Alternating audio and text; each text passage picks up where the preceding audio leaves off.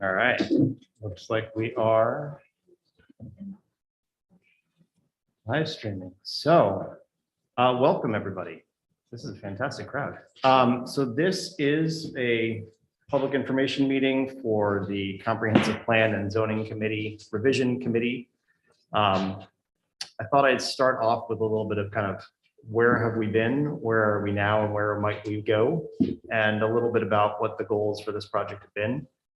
And then the rest of this, we have 2 hours, and I'm happy to kind of use it in any way that makes sense for the room to make comment, give questions. I'd love to have, to the extent that there's kind of answers to questions, I'd love to provide them if we can. If there are not answers or something we need to go back and think more about, I'm happy to take those in and continue this committee's work. So I'll just kind of dig right in, and then we can use the time any way we would like. I would suggest, that we try and allow those that want to speak an opportunity first, and then we can try and keep our first comments briefer, and then we can come back around to other folks at the end if there's more comments to be had. But this won't be a strict 3-minute timer sort of situation. I really like to have this just kind of an open conversation and dialogue, and hopefully people can hear me. If not, I can try and play with this while we're talking and see if we can make it easier. So just a little bit of history of kind of where we've been and where we're going. About middle of 2021, that moved on to the village board for its review and eventual adoption. Throughout that process, there were multiple meetings like this with public information, also meetings just of the regular village board with comment available. And after much kind of revision and conversation, that moved into an adoption process that ended end of last year with the comprehensive plan getting adopted. So the comprehensive plan is kind of a vision and goals statement for the village. And then the work really begins at that point to try and make those real through policies, laws, whatever else, kind of approach is needed for implementing those goals. This committee was then tasked with the zoning piece of that, right? So there is a lot in the comprehensive plan that talks about land use, how we use the land in the village, around housing, around commercial use, and so forth.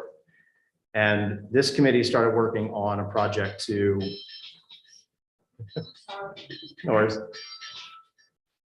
to make revisions to the zoning. And as this committee kind of started its work, we quickly realized that in and of itself is another 3+ year project, and wanted to break it into smaller chunks for earlier feedback from the community, and for better feedback from the community. Trying to review a 100+ page document with lots of changes everywhere is kind of overwhelming, and you end up getting less feedback and less meaningful feedback for that reason. So this committee is now looking at primarily the residential changes, the residential sections of the zoning, and looking to take that on as the first project for adoption and for change. And that's kind of what's brought us here today. So now there is a proposal from this committee that looks at the goals laid out in the comprehensive plan, and I can talk about those briefly, and attempts to make those goals into reality via zoning. So this is a proposal. This is still very much in the place of getting feedback from the community, from the boards, from our lawyer and so forth, to see if we've accomplished those goals that we've laid out in the comprehensive plan, and if we need to adjust something, make those adjustments, and kind of continue to iterate on this proposal. If at some point this committee feels that we've heard all the feedback, we've incorporated the feedback that makes sense to incorporate, this committee will then send that proposal to the village board, and then the village board starts its whole process of revision and adoption as well. That process can grow and shrink depending on how much conversation there is at the village board level, but this board doesn't have the power in any way to pass any zoning. That is purely up to the village board. So the village board would then make any changes they felt necessary when they felt the proposal was in a good spot for that. That would then get reviewed through an environmental review, a formal review process that any law in the village needs to go through with a public hearing and so forth. And that's another few months process. So, if this committee were to decide, in the next few weeks to send this along to the village board, it would still likely end up being in December at the very earliest, before any adoption could happen. My suspicion is it won't move that quickly, and we're looking at early next year at the earliest, potentially later, depending on how much conversation there is.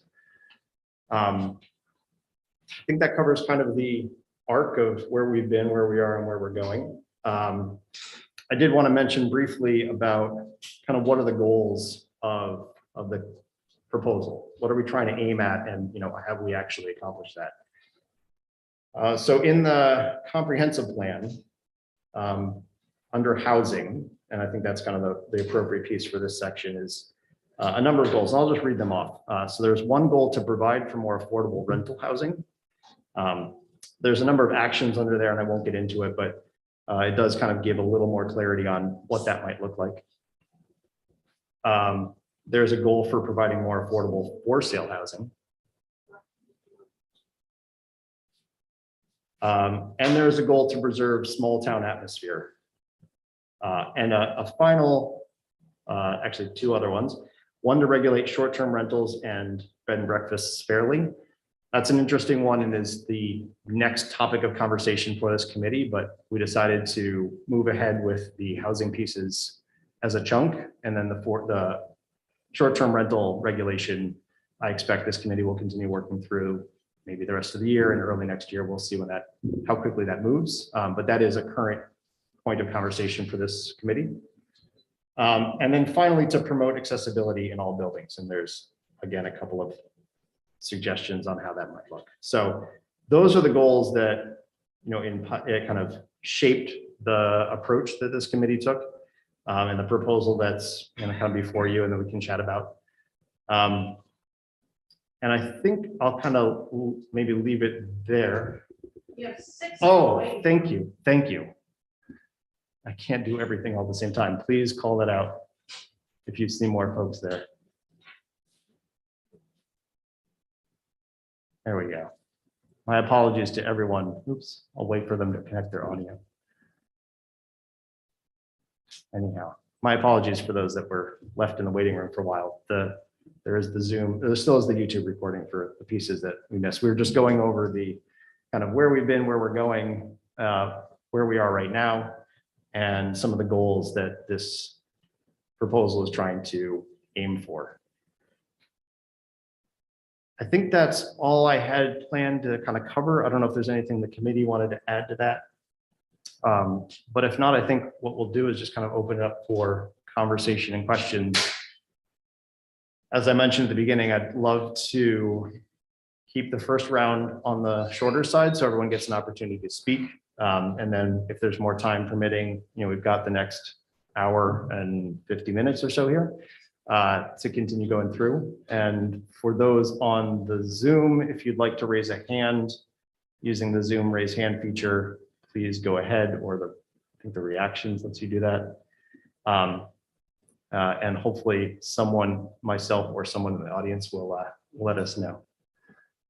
Did you have a quick question? Just to clarify, the zoning ordinance that we had passed out here, is this the 2012 with changes that are being proposed? I believe so. That one looks slightly different. There is a set of printouts that have comments in the margin.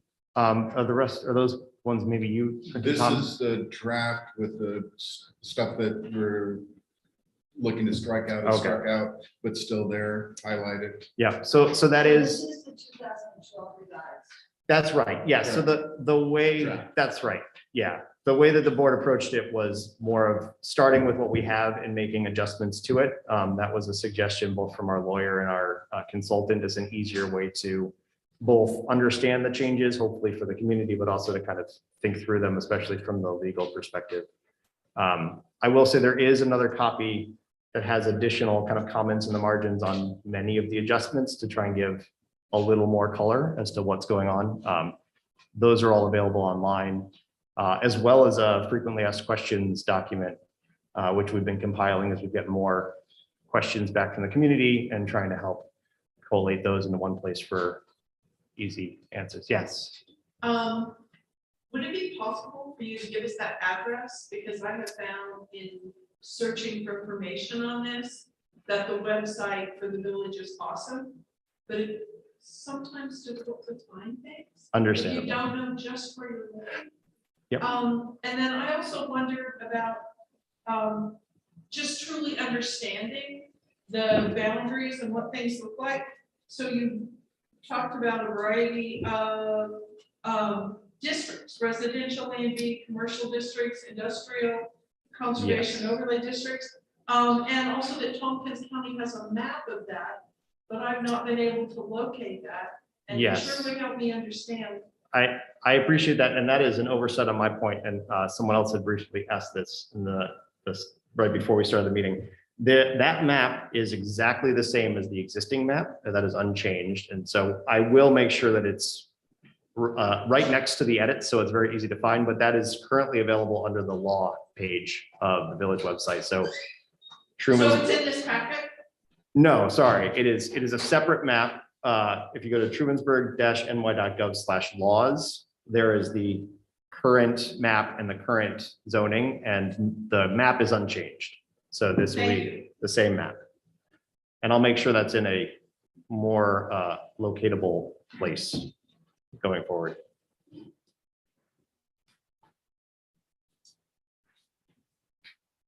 And then you had also asked where everything else is. And so if you go to the boards and committees section of the village website and look for the comprehensive plan and zoning revision page, that's where you'll find the frequently asked comment questions and the edits document and everything else there. Can you share it on your screen right now? Yes. It's a great question. Can I? I think I can. Yes, thank you. We'll make it all work together. Let me see if I can join from here very quickly. And then I can share. I don't have, actually, let me just share on this one. So let's open up.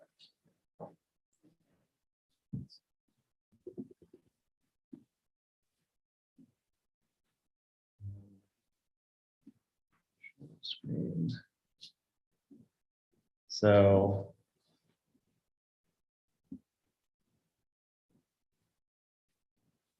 Well, now you'll get to watch me type real time.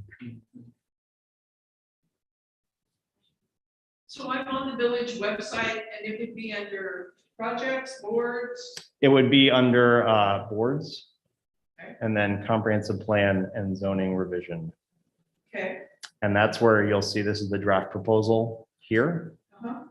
And I will make sure that going forward, there's a map there as well. But in the meantime, you can go on this look on the mobile site, you have to go to laws. That's meetings. Yeah. And that will show you the current. There we go. I'm just trying to find what box it's. It was Right. zoning map. Oh, I yeah. see it. So there's a zoning map here, and we can look at it briefly. It's way too small, but you can Got see it. that is shows, It's under zoning map. Okay. that's right, yes. Awesome. Thank you. Yes, my apologies. We'll make that easier to find. Do you want to ask people to give their names? Yeah, if people would like to introduce themselves, feel free to. I don't think that's a requirement. I actually failed to say that we probably should introduce ourselves though, so I apologize on that front. My name is Ben Darfler. I'm on the village board. I'm a trustee and I'm also the chair of this committee, and I'll send it this way. My name is Dave Breeden. I'm a member of Noah Demarest, a member of the committee and board of zoning appeals. Tom Myers, I'm the building code officer, zoning officer, chicken cop, fire code officer, and a member of the committee. Kathy Becker, community representing on the committee. No, And Mark is up there. Mark DeVocatus, member of the CPZR committee recently. And also I'm the representative on that committee of the village planning board, which I also sit on. So if there's any more good questions, go ahead. Oh, and sorry, if we could try and use the microphone that's here for the folks at home.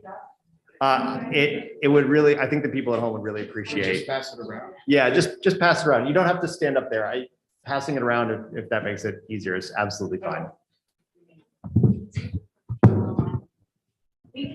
It's live too. Yeah. Well, I see some contradictions. One is you're going to keep the requirement that the village is going to be quiet and pleasant. Mhm, And I've got this flyer that says the opposite, mhm. which is concerning. What does it say? It says the goal to maintain a quiet rural village will be removed from the comprehensive plan.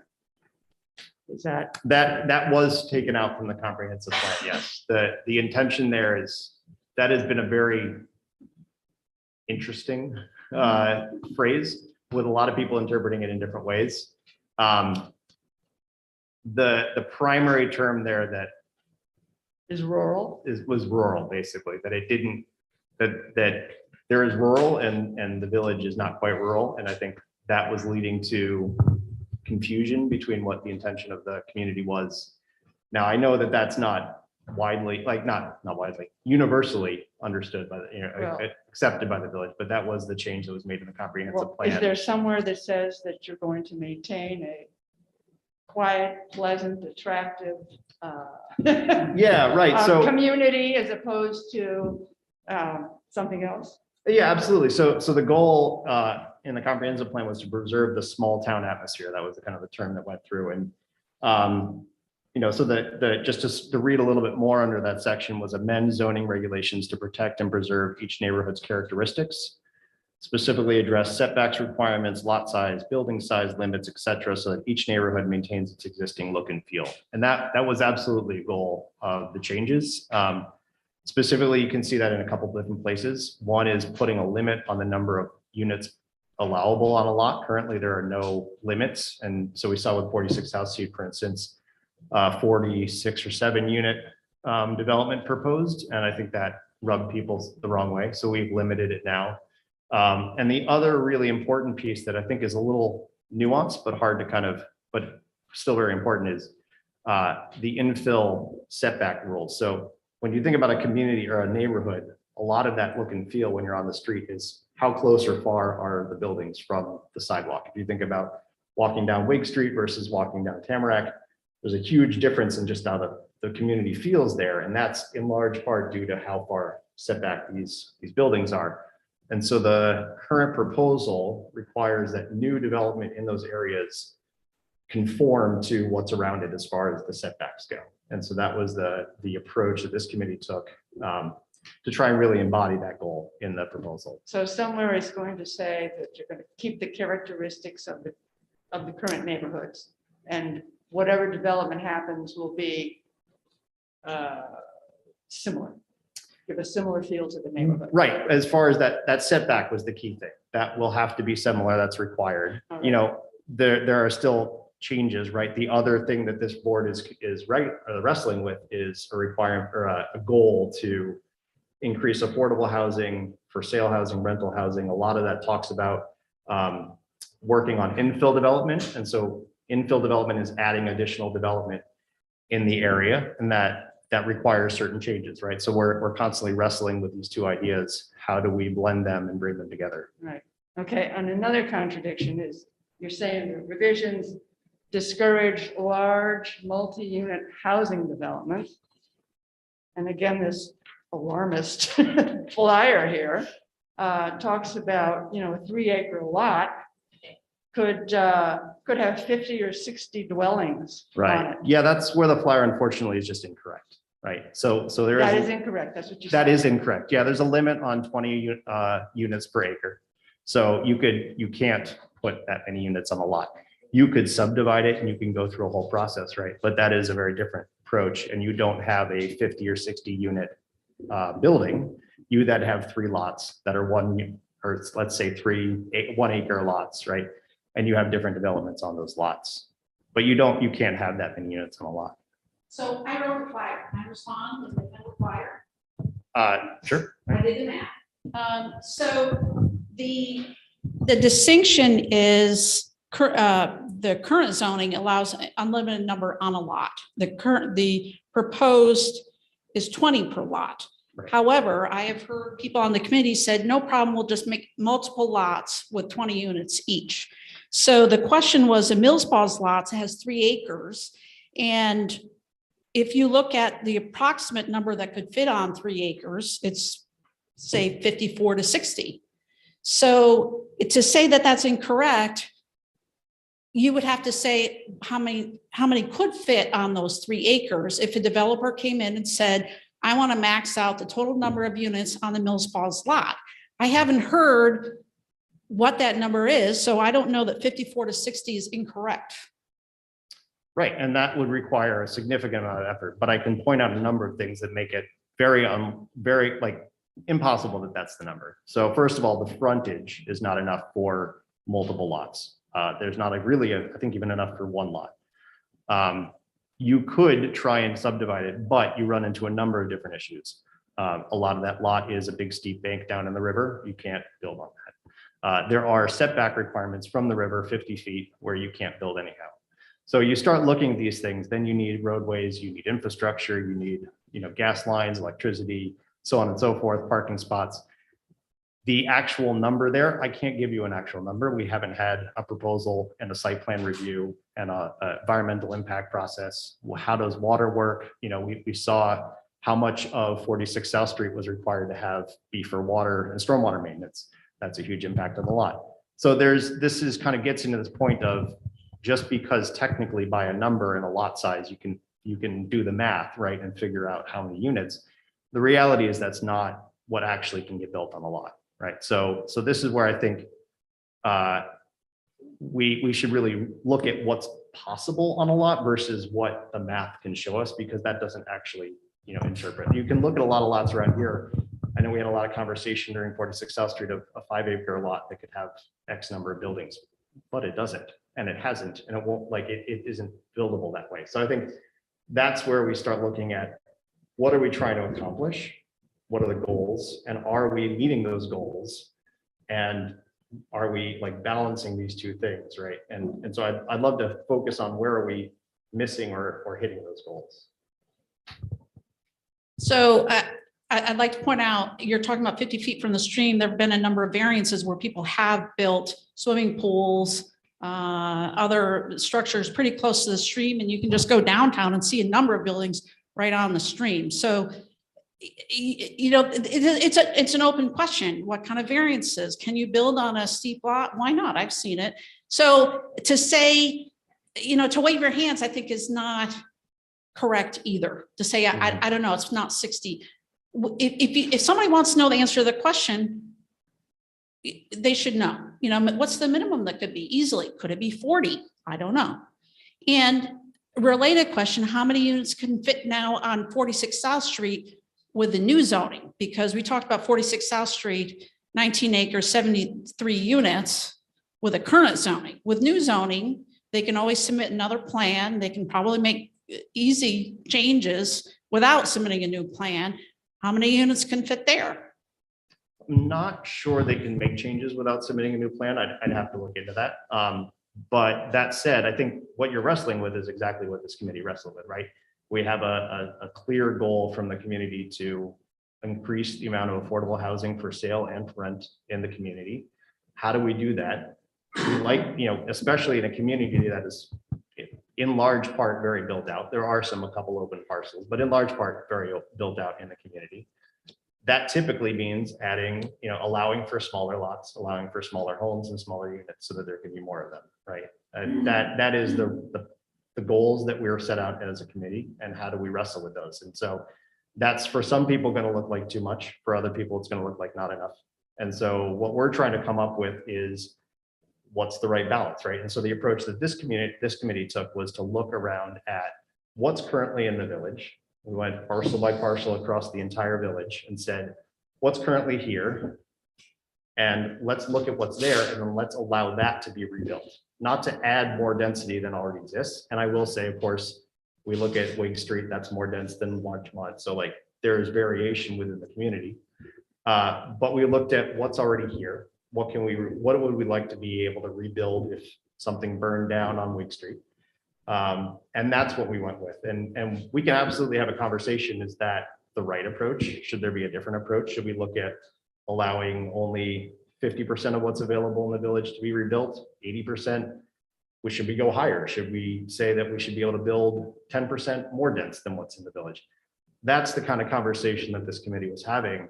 And a conversation I'd love to hear more from the community. You know, have we found the right balance, or should we adjust?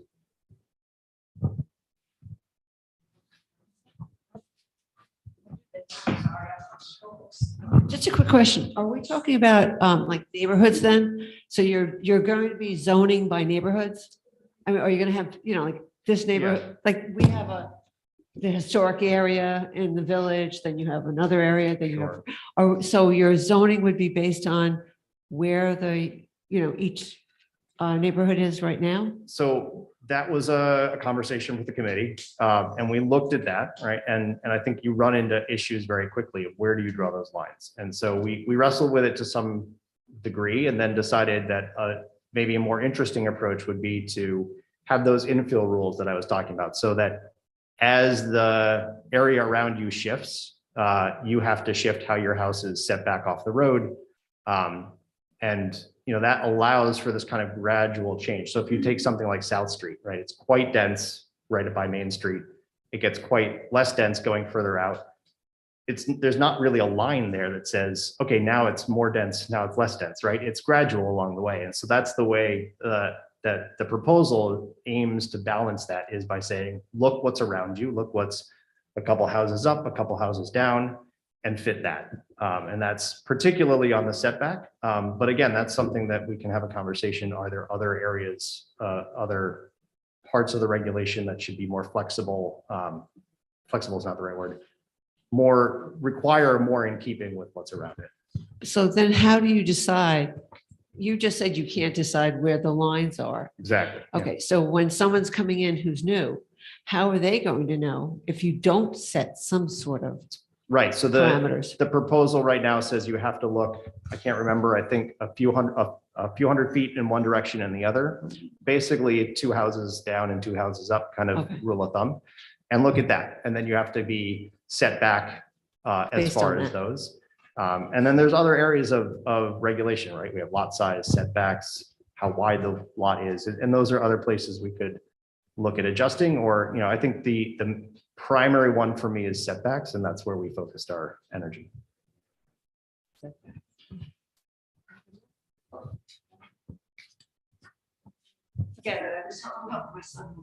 Is there any way to turn the air conditioning down? Yes, sir, in the back, if you might bump that up a degree or two. Thank you. Yes. The area around South Street, 46 South Street, is currently residential.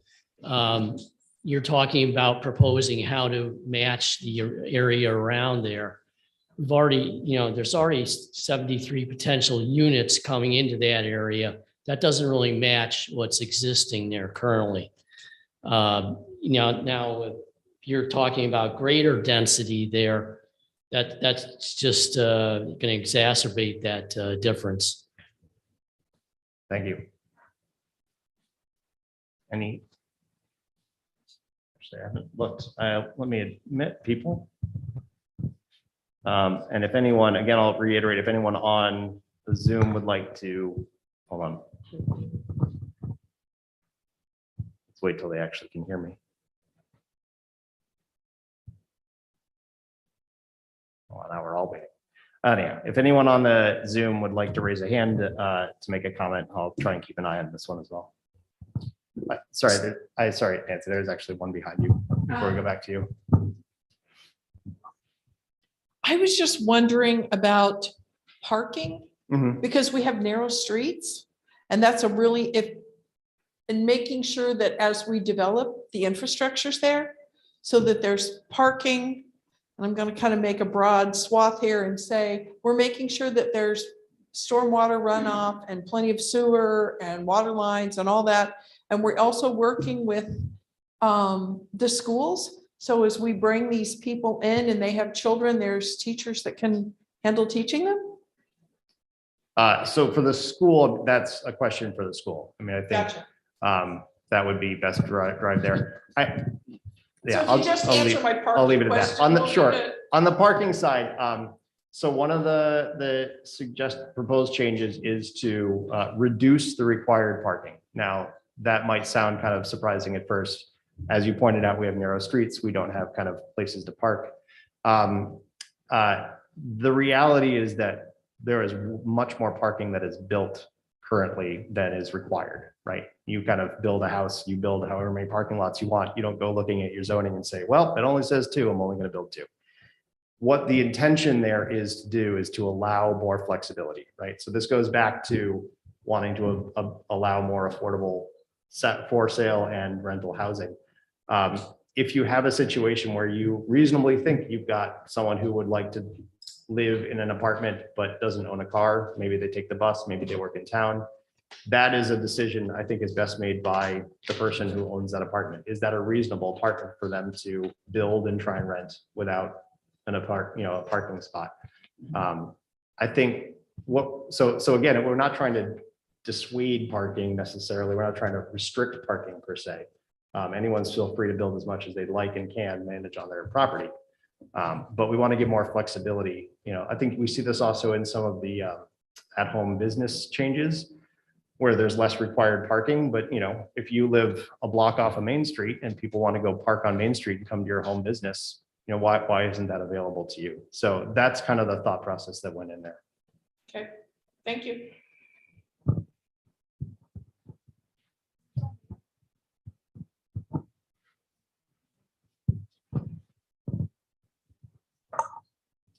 Yeah, and then you next. Yep. Hi, good evening. My name is Bill Connor. I worked on the 2012 comprehensive plan. I was on the planning board back then. And we had extensive conversations at that time about the first comment about rural and quiet community. I think we spent a lot of time on that one particular sentence, believe it or not. I remember it distinctly. And I think a lot of it had to do about density, really is what it boiled down to. And people then didn't want to see increased density. I understand your struggles about we have very unusual lot sizes existing, but I think the group wanted to maintain the rural character and quietness of the village, and we're not going in that direction currently with 46 South Street. And then getting to 46 South Street, how about enforcement? I think if you look at today's law, as it sits today, the village ignored the law and we're getting 46 South Street.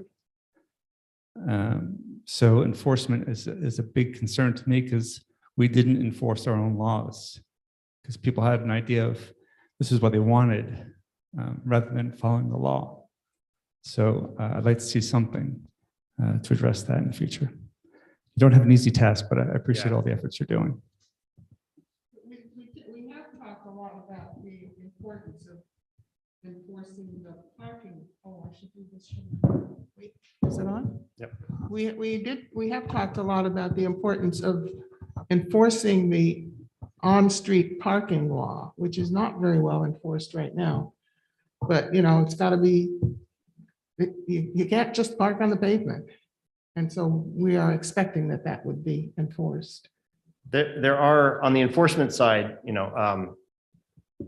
there are some sections of the zoning law that do talk about site plan review, I think to some degree, and some other aspects of, how do variances go before the zoning board and so forth. So that will be a piece that this committee will look at, and the community can give feedback on any changes there. That's likely still a year or two out. We've just been kind of starting on the top and going down through the zoning. There are also then additional regulations around site plan and subdivision that could be something that this community would look into at a later date, but we haven't really kind of looked beyond the zoning piece so far. Yeah, it's just concerned about parking, it was about enforcing our zone. Sure. We say it's 500 feet from one street to the next. It's got to be 500 feet, and ignore that, that's what the law says, and over ignoring it. Yeah. Yeah. there Yeah, you go. many of us live in clusters within the village of older homes, many of them built in the 1870s and before. And in talking with my neighbors, I don't hear a clamoring for increased density in our neighborhoods. And I would suggest that you may be hearing that from some place, maybe those 80 so respondents to a survey that you did years ago. But I would suggest that you resurvey the community and find out if the changes that you're proposing are what the community wants, because I don't think it is. I don't think that they want these accessory dwellings popping up like mushrooms in their neighbors' backyards for a little extra money. Can I ask, when you say more density, are you thinking more than is currently around your area, or more generally? Like, what are you thinking about when you think more density? I'm thinking about in my neighborhood for sure, but there are other neighborhoods too where I don't know what the people are thinking, Sure. whether they want houses or dwelling units squeezed in between their lots. Right. People move here for the space and the peace and the quiet and the feel of a small village.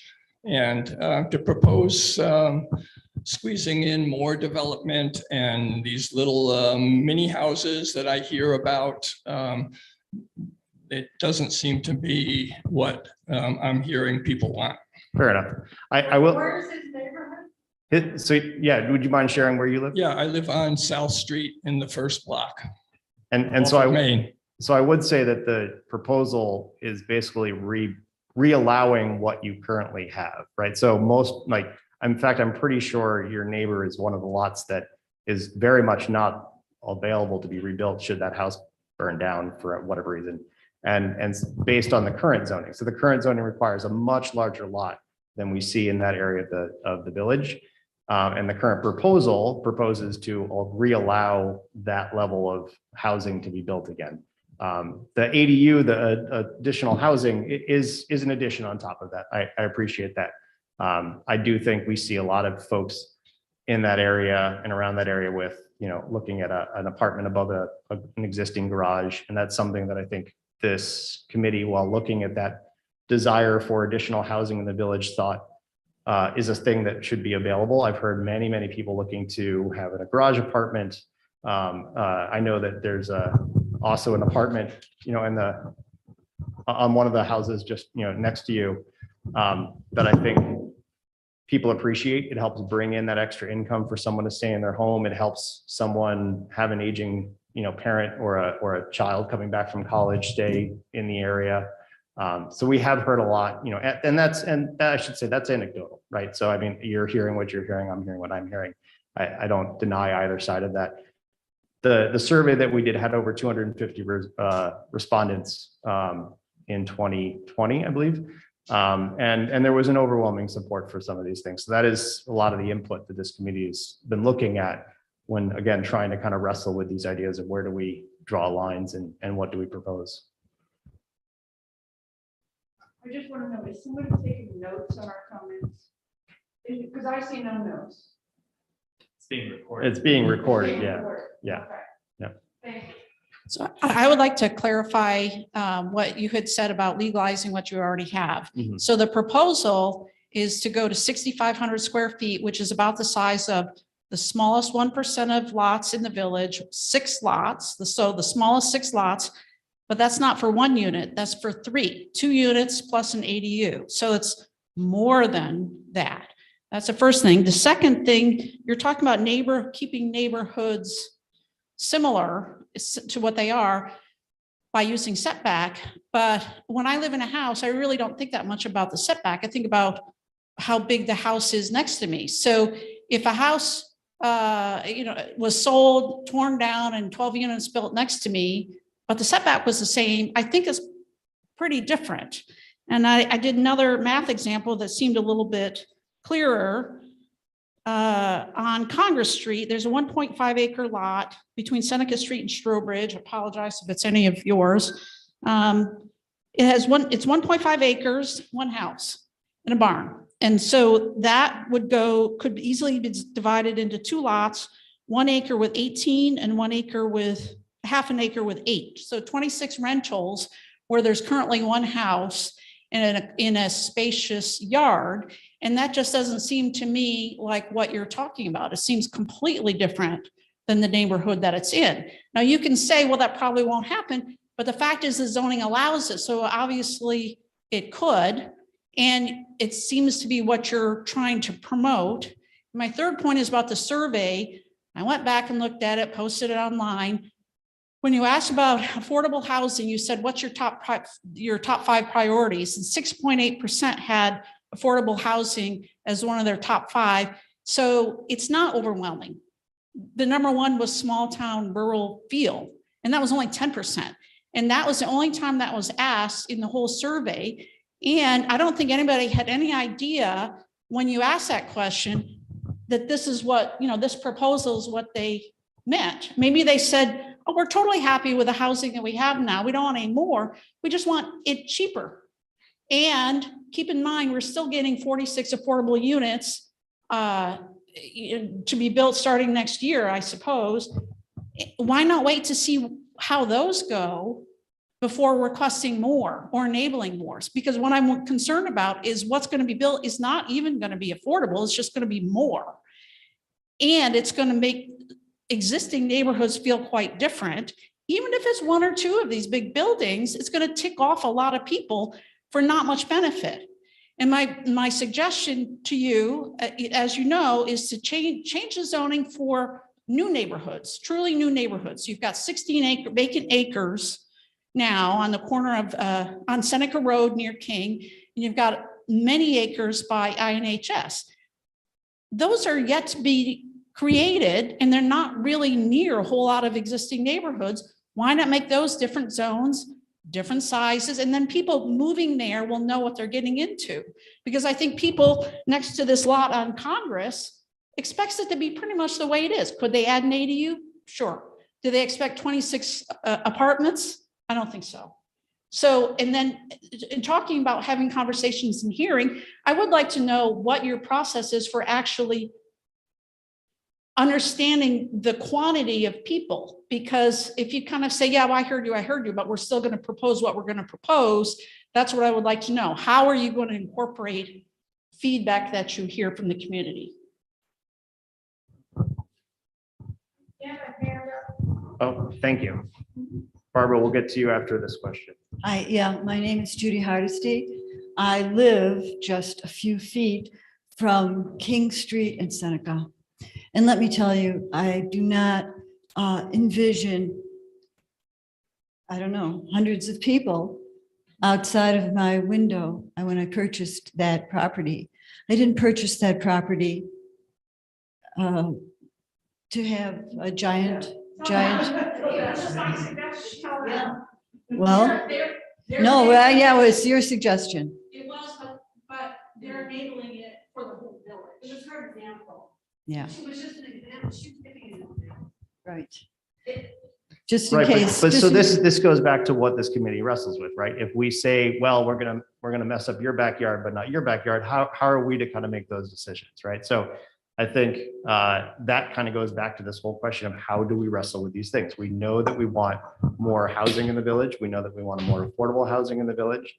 I don't know that, That is explicitly the goal of our comprehensive plan. There's a 3-year process with lots of input to get there. So that is the goal that this committee was tasked with, right? So this committee is now tasked with this goal. How do we accomplish that goal in a way that's fair and equitable, everybody across the village in the best way that we can?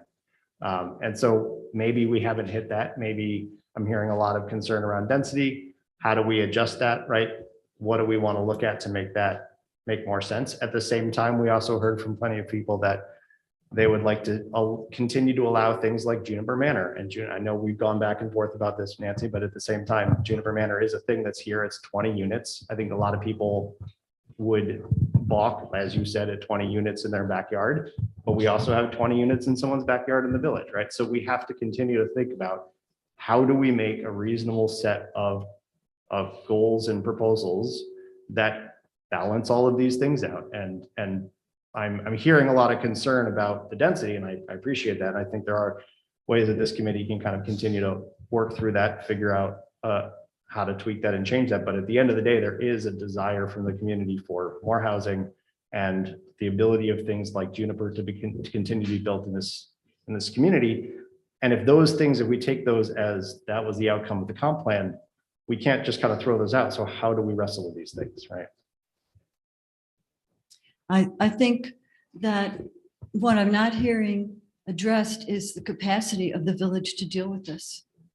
I mean, the village cannot deal right now with zoning complaints. The village cannot deal right now with site plan reviews. I'm in the middle of a zoning conflict. The backup material that the village was supposed to provide does not exist because the village didn't provide it. This goes back to what this gentleman was talking about a little following of the law.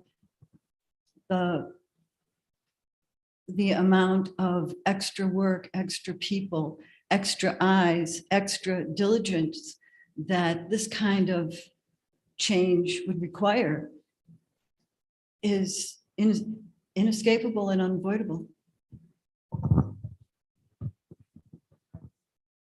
Here we have it. Oh, yes. Oh, sorry. And I did say Barbara. So I'll ask you to unmute if I can do that. Barbara, if you would like to speak. Oh, hi. I happen to live at 49 South Street, so I have kind of a general community and also a personal interest in these issues, since the new development across the street will vacate into my front garden. However, I'm willing to do that if the cause is good and necessary. So I guess I have 3 questions. One is, what's the essential motivation for this huge change in zoning regulations and in the density of the village, right? And I can think of 2. You're mentioning affordable housing. I'm wondering, have we looked at any other options for how to build more affordable housing in the village? Have we looked at vacancy of land now? Have we looked at vacancy of existing buildings that could be restructured? Are there any other options for increasing affordable housing besides the massive zoning change? And I guess my second question is, part of the first question, another motivation could be increasing the tax base for the village. And in that case, that would also be, a viable motivation for these changes. But then I would want to know more about what's wrong with the tax base now. Is the tax base in trouble in Trumansburg? And I'm sorry, I don't know enough about this. And how much are we trying to increase that tax base and why, right? And then the second question maybe is, also living here really in the middle of the village, the environment. We're in the middle, if we look at a global perspective, we're in the middle of climate change. Any new development, any new density by new development of new buildings is going to affect the environment. And we know the environment doesn't stop at property lines.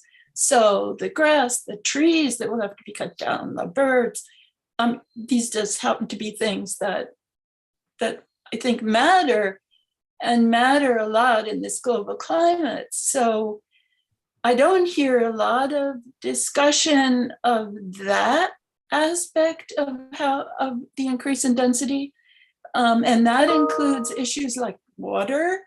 And I know water, we have to be prepared for both floods and droughts. everybody here has double sump pumps in their cellar.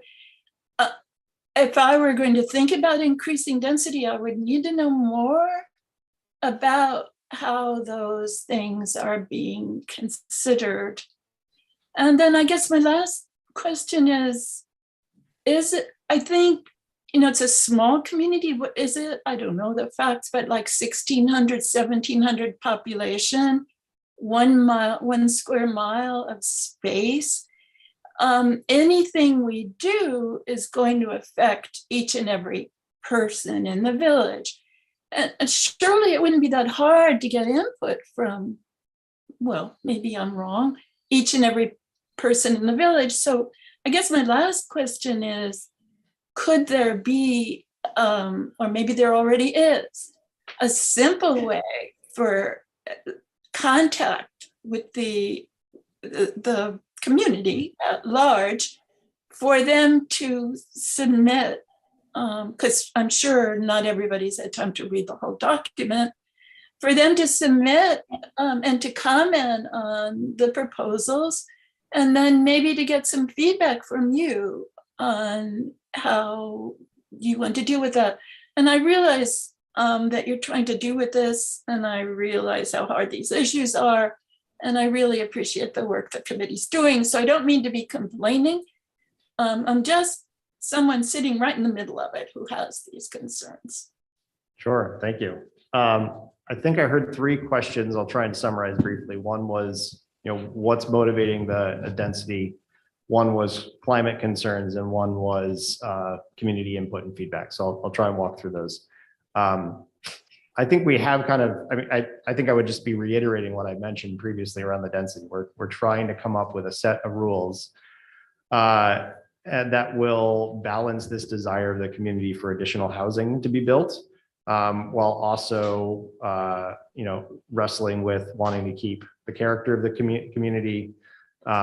And you mentioned tax base as well, and that is at least a consideration of myself. I don't know if I can speak for the whole committee on that front, but as someone who sits on the village board and looks at our tax base on a regular basis and our budget every year, it continues to go up and up.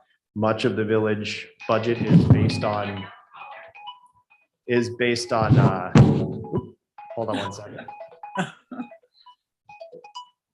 Much of the village cost is based on employees, right? On salary, on healthcare, on benefits. And those things are things that are continuing to increase significantly as we try and pay largely a living wage in the village. That continues to increase dramatically as inflation goes up. So there's a lot of fixed costs that the village doesn't have a lot of options around, except to say that we want to stop having police or stop having EMS. And that's not a conversation that the board is willing to really have. And so again, by, how do you increase property, the tax rolls? It's either our assessments go up, which they have been, and that's quite a bit of a shock to a lot of folks, or you create more housing, more value on the land, and that increases the tax rolls without having to increase everyone else's, share, because there's just more pie to go around, as it were. So that's certainly a perspective I share, I hold at least. On the climate change, I think there's actually a lot of strong evidence that building in walkable villages is a very strong net positive for the climate, right? We have the ability to walk to, a lot of stores, short rides to other places, one of the better bus routes to an outlying area in the county. There's a lot of good reasons why living in a small, dense area is a significantly better approach for the environment. And I think that's something that we have an opportunity here to, really lean into. You're quite right that, stormwater is a concern. And that's a concern that I personally am looking into as I oversee the DPW. How do we improve stormwater management throughout the village? Certainly for larger developments, there's a requirement to have significant stormwater practices, as we saw with 46 South Street. So there are ways to offset those, but I think on the whole, at least this is again my personal opinion, that building in the village is actually a net positive for climate. We have more population in the world. That's not going to change And so where do we put those people becomes the question. I think in walkable areas, in my opinion, again, is the best solution. And then finally, feedback, right? So that is this process, right? This is the largest crowd I've seen in this room in my entire history of being on this board, and I'm appreciative of everyone being here. We've gotten numbers of emails to our email address. So there's a public comment at trumansburg-ny.gov that people can send emails to. I've been engaging in Facebook threads throughout, the past couple of weeks. And so that's how we're hearing feedback from people. And we're very appreciative of that feedback. As I mentioned, we had a village-wide survey of, 250 people plus 260 plus people.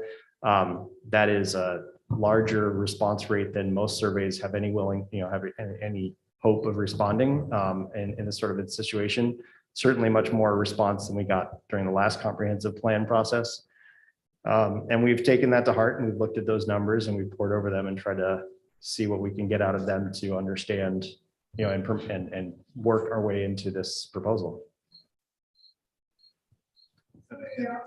Yeah, let's take let's take two here and then we'll go to McDonald afterwards. Yeah, I was going to speak. Yeah, go ahead. Okay, just number of people have asked, where does the desire for maybe densification come from? There are, nationwide, we're in a housing crisis, and I really appreciate the work you folks have done, and you've really made it possible for this to continue to be a nice village, but with less housing. And it'll need adjusting and go forward. But the one part that, unless I read this correctly, is some of the affordable housing is targeted at people between households between 50,000 and 80,000 income per year. And there are hundreds of households in Ulysses and probably a few thousand in Tompkins County that would love to make 50,000 K.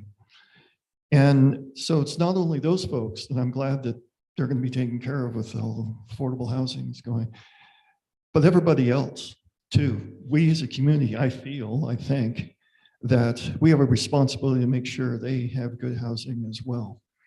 And if it means we have a quarter acre less lawn to mow or whatever, we're going to need that. I mean, it's obvious we need, probably a couple hundred affordable rental units if we are going to prevent the situation that we see out west in both the cities and rural areas. So we have a real serious issue that we can, lead the country and stave off some of the horrifying situation, the homeless and that. But I think we need to expand the affordability below 50,000 a year, because as I said, that's great, but there's a lot of people out there that will never approach that, and we need to house them too. And that's going to involve some apartment complexes. It's going to involve some level of densification. If we do it well, if these are built well and cared for well, we can be an example for the rest of the country. But if we don't, you're going to end up, kids, you want your kids to come back and live here, they won't be able to. Or if they do, you'll be visiting them in Trumansburg's version of the jungle, because we are looking at that right now with the national housing. And we have a chance. We still have the resources to stave that off for this community. So I welcome imaginative new ways of zoning and doing things that might help us house everybody, not just 50K and up. I'll just respond real quickly as we're moving that over. I will say, I think one of the things that's come up, I've heard as a theme, is understanding what exactly, how do we define and kind of monitor and oversee affordable housing? I know Nancy's brought this up a couple of times, and I think it will bears kind of review, a little further review. So I think that is something that we'll look at, and we'll take that conversation, into that. Thank you. Yeah, we'll Okay. do one more and then. I speak to you from several different perspectives. One, my wife and I have been a part of this community since the mid-1980s. We lived in the town near the village, and when we came to downsize, the question is, where will we go?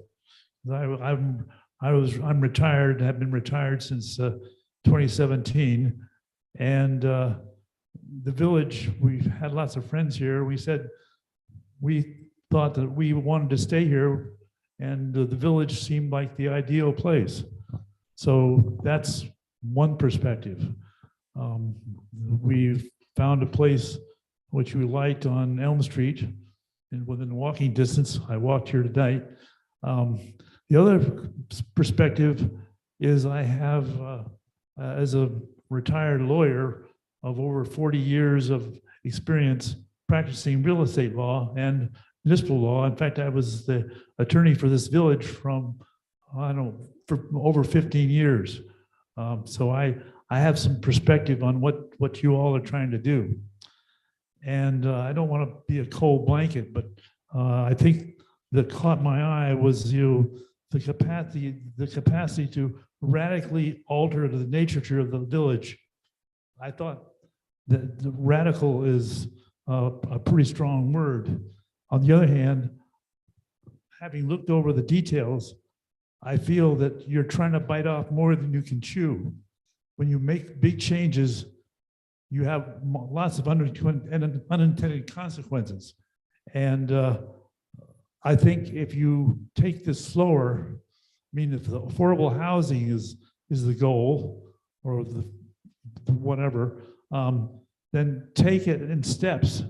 Try to take what you got, deal with it, and maybe expand on it, but don't try to go. I mean, I can tell you that lots of people out there will be eyeing this change, and there'll be lots of greedy people who want to make their buck on the village. There'll be lots of creative lawyers who will help them, and I can tell you, you will have a disaster on your hands. So that's my perspective. So I don't want to be a cold blanket. I know you've made a lot of effort and work on this, but I really advise you and counsel the village to go slow. Take what your major goals are, try to achieve them, see what happens, because even if you make big changes, at least if you make few big changes, you will see the unintended consequences manifested fairly quickly. So Yeah. that's my cold blanket speech. Thank you. I appreciate it. I will say that the iterative approach is very much what we're hoping for here. Now, I think it sounds like we might disagree on how big of a change this is. Is this a small enough change or not? But the idea of having a proposal every year, continuing to look at the zoning, changing it as we go, and kind of continuing to work on this over a longer period of time, that really was the intent. We want to make a change, see how it plays out, be able to adjust, either way as it plays out, and be more responsive to it. I mean, when you look at our zoning currently, we haven't changed it in a decade. And I think that is an anti-pattern. I would like to see us not, changing it for change's sake, but being able to feel more empowered to respond to what's happening in the community, see what's happening, and making these iterative changes as we go. So I appreciate your idea that I think you're exactly right. We need to be more responsive and kind of make a change, see what happens, respond back and forth. I think the question here is, and it sounds like, and I appreciate the difference in opinion of how big of a change this is. Yeah, but sometimes people want to have things happen right now, and things which happen right now are not always good. Sure. And so I think taking it slow will benefit the village and have people get used to what the changes that are made can fit in. rather than having to deal with just this massive change, which is what's being proposed, I see. And I think there'll be a lot of unhappy people. Yeah. So. Thank you. I'm gonna switch to McDonald and then we'll come back to you. Oh, thank you. McDonald, would you like to say something? Yes, please.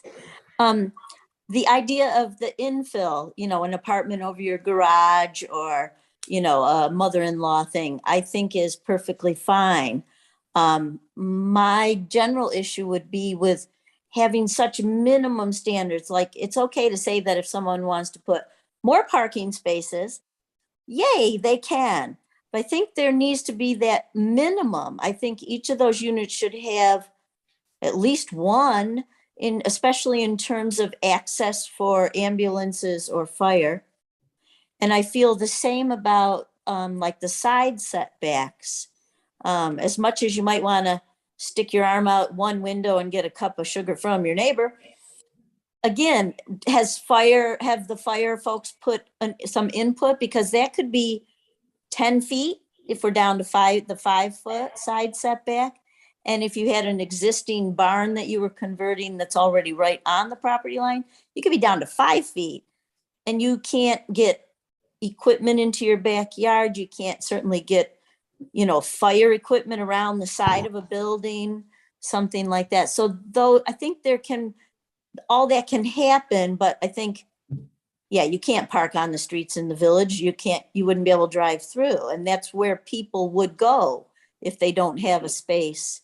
And yes, we would love to encourage everyone to take the bus and not need a car. But I think probably the average is that every household has 2 cars right now, at least. So I think one parking space wouldn't be asking too much. I also am curious about when you build an affordable unit and it has to stay affordable for 5 years and you sell it, is that second owner have to keep it affordable, or can they then turn around in less than 5 years and sell it? So you've then just only created affordable houses for a 5-year window. Yeah, sorry. I'm just going to stop there because I Okay. could, agree with lots of things other people said, but yeah, I'll stop right there. Sure. So I think you brought up 2 interesting points I want to mention. One, I'll start backwards. So the affordable piece. I think, so I'm going to speak a little bit out of turn because this is a conversation I want to have with the committee next week. But while we were discussing the affordability piece, there was a lot of conversation of, I think the aim that the committee was going for, if I can try and summarize, was to support groups that are building affordable housing through state and federal affordable housing projects. And so if we and recognize that the proposal doesn't mention this yet, and this is the conversation I want to have with the committee, but assume that was the case, then what we were trying to go for was a kind of a minimum bar with the expectation that any of those projects and any of those funding sources and programs typically mandate significantly longer periods of affordability, stronger oversight, and so on and so forth. And so we were looking to have the proposal allow any of those programs to benefit being in the village, so we could encourage that affordable housing, but not get in the way, right? So if there was a program that said they require 20 years of affordability and our rule said 25, well, then now they can't get that bonus here, right? So what I think this committee, we should talk about is how do we say more in the proposal that kind of codifies what I think we were all chatting about and talking about as we went into that proposal. So I can't say, where that will go. I think that's a conversation for this committee, but I've heard enough feedback from enough people that I think that's a really valuable place to go look and take a second look at. The other part you mentioned on setbacks, I think something that I really appreciate Noah having brought to the committee, and Noah can say more if you'd like after I'm done talking, but a lot of this zoning is built around the existence of building codes and fire codes that also have their own requirements. And so that is to say, you know, if you have an existing structure, say a barn on the lot line, and you want to turn it into you want to have an apartment over that, you know, at the top of that barn or something.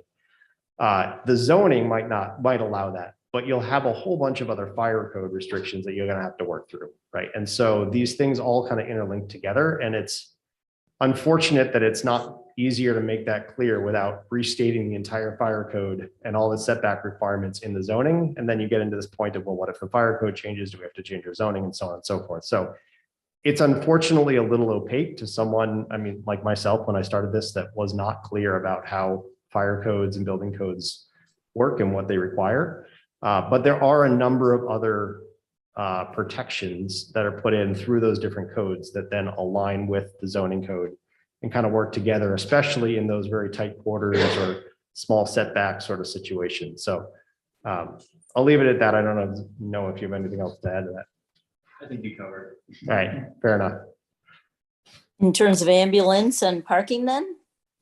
Ambulance, And you yeah. can build a fire rated wall and all of that to Sure. minimize that distance, but still the access kind of issue.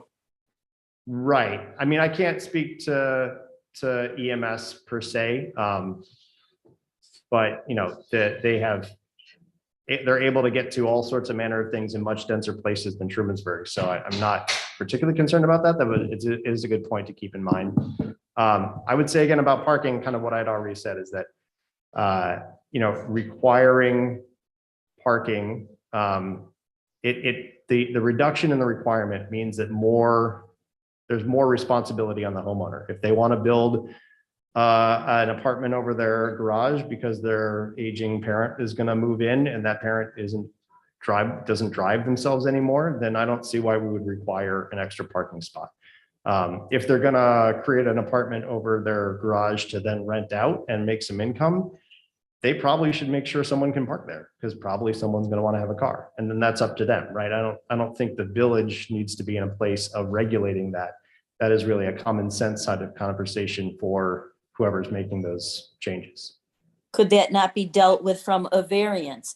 For example, the front setback, you can always get a variance to make your house match how far forward your neighbor's house is.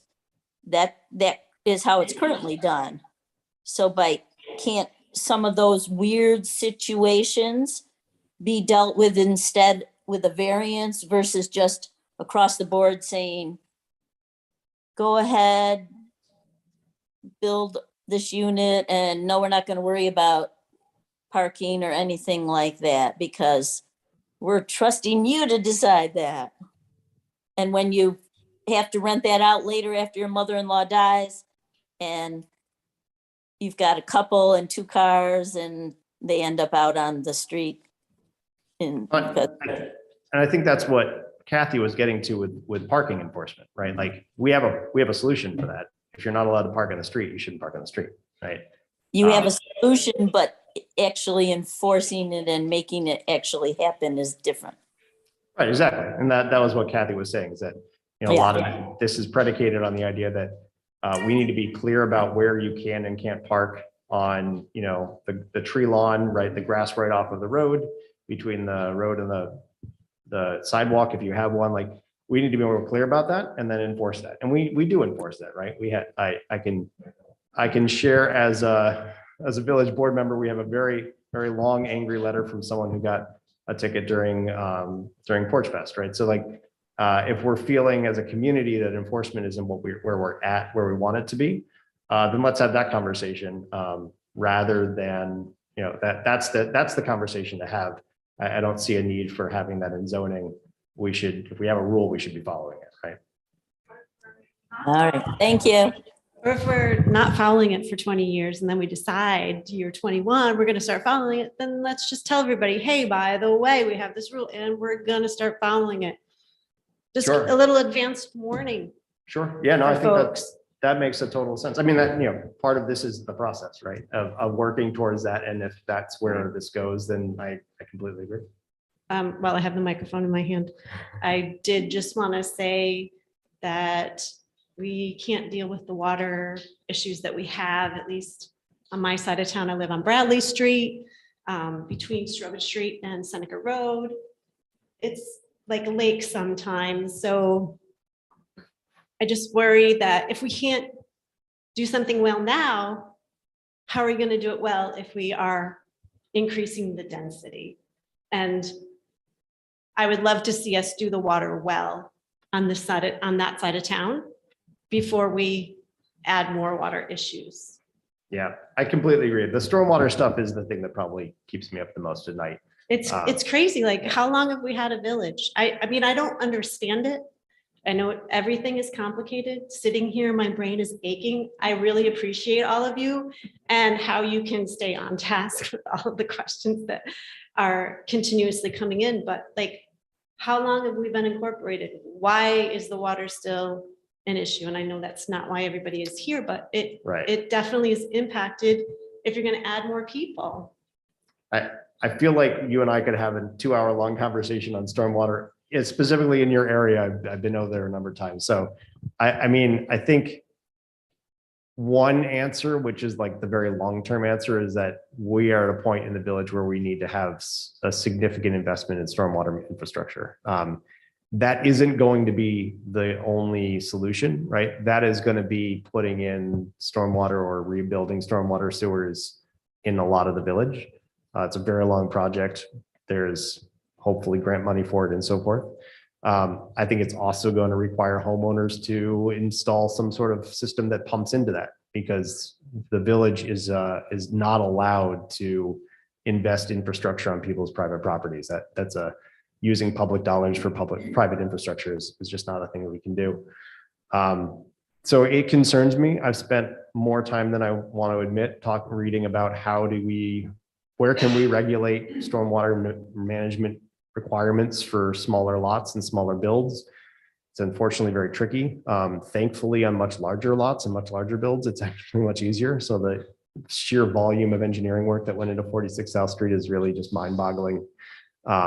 I wish we could do something like that for an individual house, but then you would have homeowners, screaming up and down, why do I have to invest all this money for my house? Isn't it everyone else's fault? It's already wet, so on and so forth. I think we'll also see a lot of self-limiting, right? So a lot of the stuff that we've talked about here, stormwater, parking, so forth, is a way in which we're self-limiting, right? The village is only so big. We can only build so much here. If you don't have dry backyard, you're not putting a house in it, right? And so we already have that problem in so much of the village. So we can say all we want for increased density, but if you can't actually put a house, you can't put a house in a swamp, so you're not going to put it in your backyard. You can't build a 28 building, unit apartment building if there's no parking for everybody after you built it because you used the whole lot, right? So these things are self-limiting. And that's where I think you can only kind of go so far with zoning because you end up in this situation where, it's very difficult to have kind of one set of rules that kind of fits everything. But that's kind of all right, because you end up, and sorry, Dave did mention to me earlier, he had to leave for a family obligation. You do end up though with a lot of these self-regulating pieces. And so we want to allow, if you do have a 5-acre lot, that you can build 20 units on it, because that's not unreasonable. And if you have a 1-acre lot, you're probably not going to be able to fit that much on there, even though technically you can, especially if it's in the wet area of the village. So there is a sense in which a lot of what this board has done is look at the things around zoning. What are reasonable limits? What are kind of the environmental limits around the place? Once you factor in infrastructure and parking, what can you really build? What does building code and fire code require? And so when you look at it kind of holistically, you start recognizing that the most extreme examples that you can concoct based on math really don't work out when you kind of apply it to the actual built environment on the ground. No, I was passing you the mic. Yeah. Okay, my question is, you're saying self-regulating, are you expecting people to do the right thing? No, I mean, I'm not sure. I wasn't sure. I'm expecting because people. if you're saying that, I'm 70 and I have seen people over the years do nasty things to their quote neighbors. I mean, there was a guy downstate, he used to put his cabin cruiser in this lady's yard. his driveway. And every winter, she got to look at his beautiful boat out her kitchen window Right. because it was allowed, Right. because the zoning allowed it. So you have to be careful on what you put in the zoning, very careful. But I mean, even though you say there's this code, that code, people have ways of getting around it. They can get a very smart talking lawyer, or they can just be nasty to their neighbor. This woman went to this guy. It's where I used to work. I used to work in Bethpage. Went to him every year and said, please don't put that boat in your driveway. It blocks my entire yard. It's too much money for me. I can't do it. I have to store it in the yard. So if you're saying self-regulation with, okay, I'm putting this extra housing for my mom, but then my mom dies and this new person comes in, where is that? Where are they going to park, those new people? That's If exactly, that's the grandma did- question I would I know, ask, right? but you did have that question, but Right. are we self-regulating here? Well, but where would they park? I'm sorry? Where would they park? You don't build it. You can't build it if there's no parking. If there's not enough parking, why build it to begin with? I don't know. Because we That's have the some question, houses right? where there are a couple of houses on Main Street, or at least one that I know of. It was originally built as mom's house. Mom's not there anymore. They sold it. Someone else has it. There's a long driveway now. House here, house back there. So you can't always, you have to be careful what you put in wording, Well, in but- your wording. But the question still is, where would that person park? The person who has the house originally. If it's your mom, you'll say, okay, you can park my driveway. Sure. But now you have a rental. Okay. You still have it. You may not want them. So now they're stuck parking on the edge of the road. Right. And so then we as a community decide, is that okay for them to park on the edge of the road? No, it's not. But we only have 2 full-time policemen. How many others? Who gets to enforce all this? How do they Right. enforce all these rules and regulations that you're talking about? That who comes along and makes sure that they're done? There's a house on P Street. There's all this like construction equipment always in the driveway. I don't know. I didn't think that was allowed in the village, but they do it. It's there every day. There's all this stuff sitting in the driveway. So, I don't know if anybody can really regulate everything. I understand that. But I'm just saying, when you have a final plan, be very careful how it's worded, because there's a lot of people out there who do what's best for them. Yeah, I couldn't agree more. I mean, and I would make one distinction though, just to point out what I was trying to say previously, is that I expect people to work in their own best interests, So in that case with the boat, his best interest was to park it in the lawn. That's what he'll do if he's not prohibited, right? But I don't think it's in people's best interest to build a house in a swampy backyard, and I don't think they'll do that. Yeah. 46 South Street, example. People who used to want to buy that property. It's too wet. Right, They yeah. built it.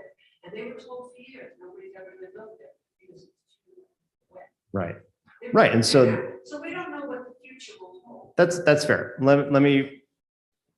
So 46 South Street's put in an enormous amount of time, energy, and effort into building it to not be a swamp, right?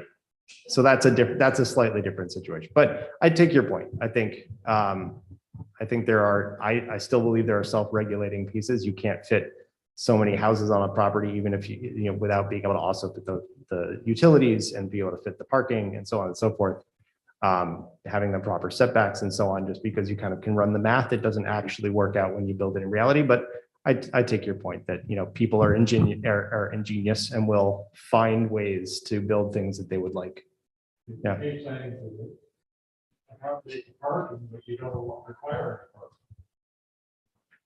Right, exactly right. So this kind of continues to go back to where do we as a community feel like we need to require people to work in their own best interests or not, right? So if you're going to build a 28 unit apartment and build no parking for it in Trumansburg, you're not going to get anyone to rent there. They have to have a car and they got to put it somewhere, right? So as a developer, you wouldn't build that, right?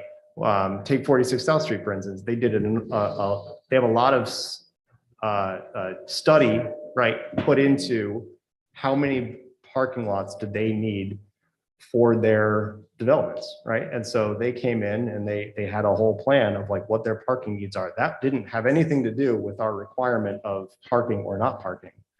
they know as a developer what they require and what their community, what their members require. So this is shifting away from the government being, we told you so and you have to build it this way, to you're the developer, you should know how much developed parking that you need. And if you don't have it, people aren't going to come live in your place because they don't have any place to park. But you're not talking about dealing with professional developers, you're talking about dealing with me, my backyard. Fair. And so would you build, I don't know, how many lots would you build without having parking? Or how many dwellings would you build without having parking? If you're not going to require any parking, I might build 2 or 3 sites. Great. Then if you think you can fit 2 or 3 people and not have parking for them, then I think that's a wonderful benefit for the village. We have more people. We don't have the water runoff from parking. We don't have the blacktop, the hardscape for that. And we've added some folks to the community that can manage without a car by and large. So, that's great. They'll be able to walk and take the bus. I imagine, I think there's a way in which that's a great benefit, honestly. And I wouldn't see that the village should be preventing that. But as people said, in zoning, if you're making, okay, you don't want any parking, you're gonna make it the best determination for yourself. And as you said, lady in front of me, and then mom dies, or the property sells. You can't zone to the individual, you have to zone to the property. And I mean, it's a wonderful thought to think that this will all unfold naturally and work out. It doesn't, in my experience. Right. It usually doesn't work that way. But so if we play that out and start with the the New York hat that says builds 3 units in his backyard with no parking, and then decides to sell his home, someone buys that, they still have no parking. The problem still exists. Either they're going to have to decide to make more parking on their lot, or they're going to have to decide that they want to not rent that out, or they're going to decide that they can find tenants that don't need a car space. Yeah, exactly. And new people vetting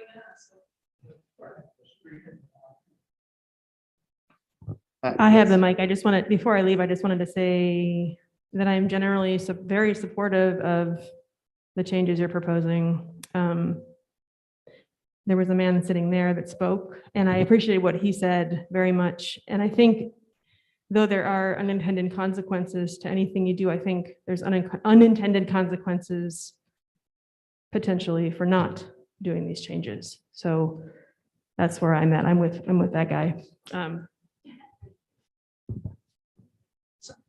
I just want to take a step back. And your goal is to increase housing. There's nobody stopping anybody from building housing now. There's a number of empty lots, a lot of space, and 80% of lots over 15,000 square feet. So people can build now. If all you did was say everybody can add an ADU, you would potentially double the size of the village.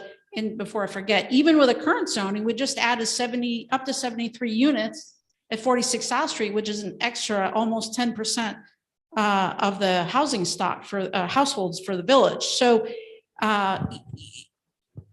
to say that we need to make lot size changes to increase housing isn't necessarily logical, doesn't necessarily follow. You may want to and use this increased housing for a reason, but it's, there's so many ways to interpret increased housing, even though not that many people said so, that I would really question what's really going on here rather than increase housing. I mean, literally, if the state passes a law that everybody's allowed to have an ADU, right there, potentially double the size. And I think a lot of people would be okay with that. I would be okay with people putting an extra unit in their garage or their attic, because in large case, it's the same footprint of the house anyway.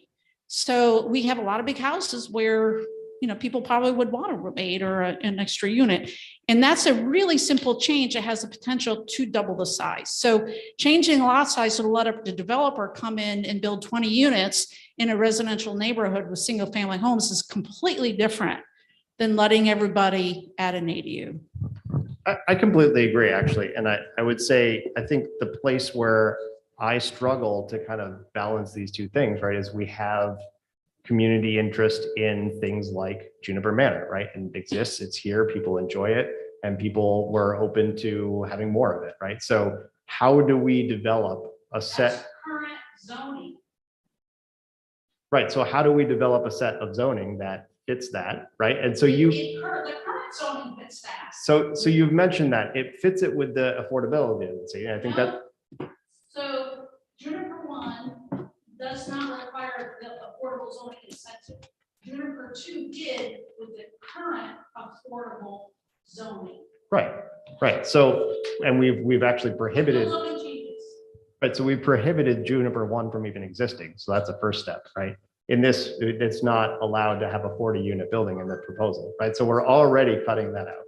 And then we're looking at Juniper 2, and we're saying, I think this is actually an interesting point, because I think this committee looked at Juniper 2 and said, you know, that number of units on that lot size is a set of development that exists in the building, in the village.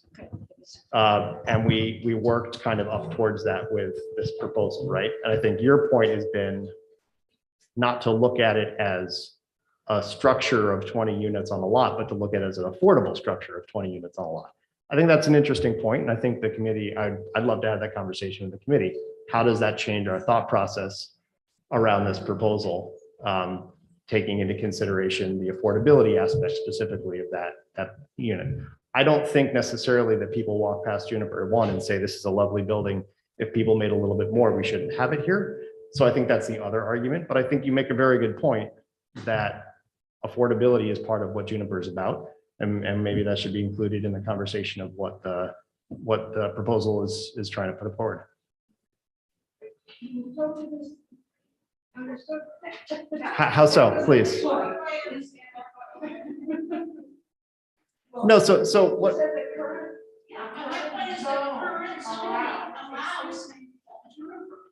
In the first Juniper didn't even require an affordable density. So you're saying we must change zoning to get more housing, and I'm saying, no, we don't. We could, if we just added just that one change, and let me add, I look in places where they've added that ADU, that's the only change they make. They don't cut the lot size in less than half and let people build 2 units on it. I mean, it goes right back to this gentleman's point of how many changes you're talking about here, which is why I drew the little sketch of the houses to make it really clear the magnitude of changes all put together. Right, you got the lot size, you've got the ADU, you've got the affordable density, and you know it's not very difficult to achieve your affordable density with the numbers from Ithaca, right? These are Tompkins County numbers. It's pretty easy to get affordable housing with the numbers that you're using in here. So there's 3 layers of changes all at once, and what's more likely to happen rather than some, fine, we'll add to apartment on the garage. Great, I'm fine with that. But what's going to happen is the developer is going to come and say, great, I can buy, that lot with a crappy house on it for $250,000 and put in 20 apartments, 10 on the ground floor, 10 on the top floor, parking along the sides, parking in the back. Trumansburg is awesome, it's great. So that's what I'm concerned about. And it's not about the ADU. And as I said, what you want to do is have housing, it's not really clear what it is. You put in one ADU, only change. You can still add Juniper. I don't even care about 40 units, frankly. I think you misread what the 46 South Street crew complained about. They complained about overall density. They complained when it was all in 4 and 6 unit buildings around the side. So when they became a huge building, they're trying to say, hey, this building's really huge because it is huge. There's a lot of housing here. But personally, I'm 40 unit buildings. I think that whole development is a better layout now than it was originally because you have 40 units with an elevator. So people who need an elevator can now access those apartments. And the housing was around the outside now, so people on South Pennsylvania, they back up onto a house, which is what they probably would have done anyway.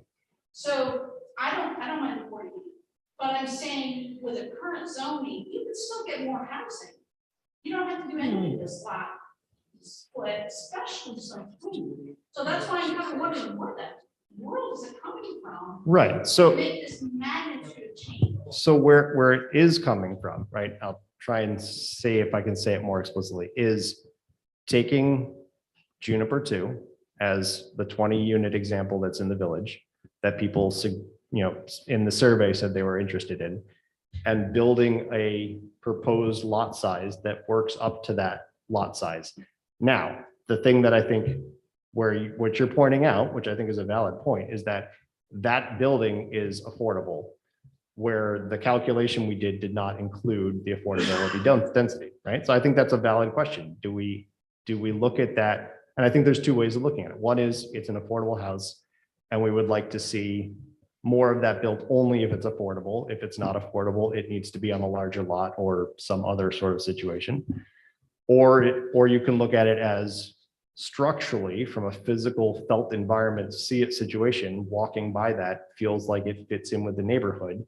And we could have more like that built regardless of affordability or not. I think that's a very valid conversation and one I hope the committee will have shortly. I don't know if I have more to say about that. I think that's exactly the right conversation to have. Still not my, let Laura say. Yeah, can I say something? Okay. Trumansburg needs affordable housing. That's a for sure thing. We have many young people here that work in the village, 30-year-olds, 40-year-olds. They can't live here. They can't live here. There is no rental for them. They can't live here. So we need to up the ante, provide housing for this group. And also then for senior citizens. There are many senior citizens here in this village who have a house that's too big. They want to downsize. They love the village. They've been here a long time. Where are they going? There's no place for them to go. So we need more housing. The village is only so big.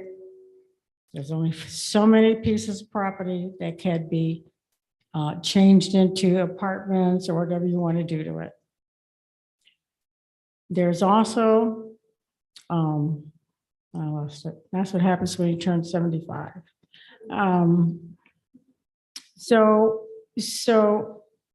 ADUs can be an answer. And not every piece of property in the village is going to put an ADU.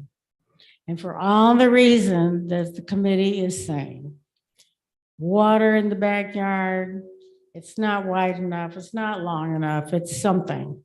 It's not going to happen. There'll be some, yeah. But so many houses in this village have water problems that they've got pumps, pumping the water from the basement out to the corner of the backyard. So, not every household is going to be doing that.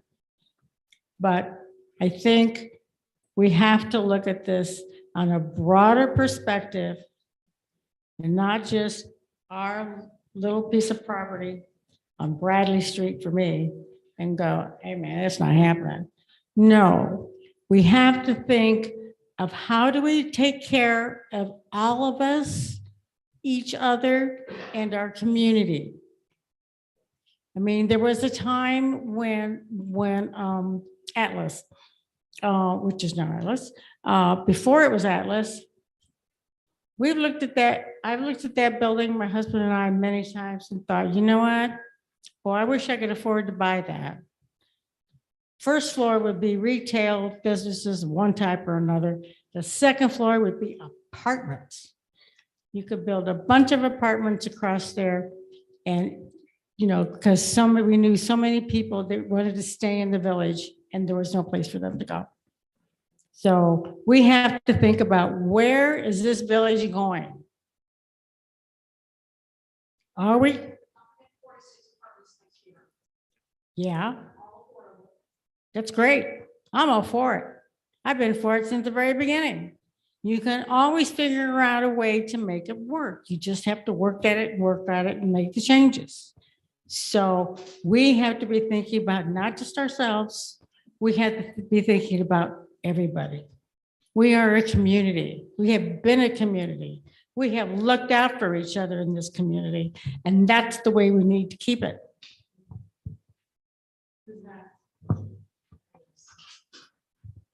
That little clarification. Ben? Yeah, Tom, go ahead.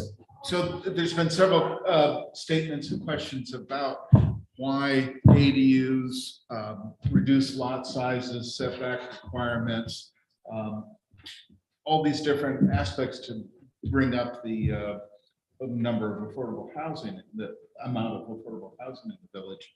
And some folks might have a garage and then a small lot, so they could put an ADU in the upstairs of the garage. Some people have a larger lot that they could put in a ADU, an accessory dwelling there, build something new, have that there.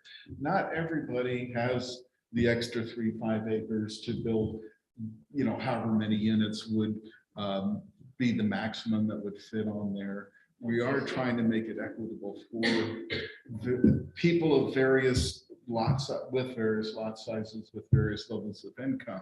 Certainly a lot easier to rehab a garage upstairs to have one dwelling unit in it. I will add as the fire officer that fire code will not allow a third floor dwelling unit, separate dwelling unit without fire separation and sprinklers now.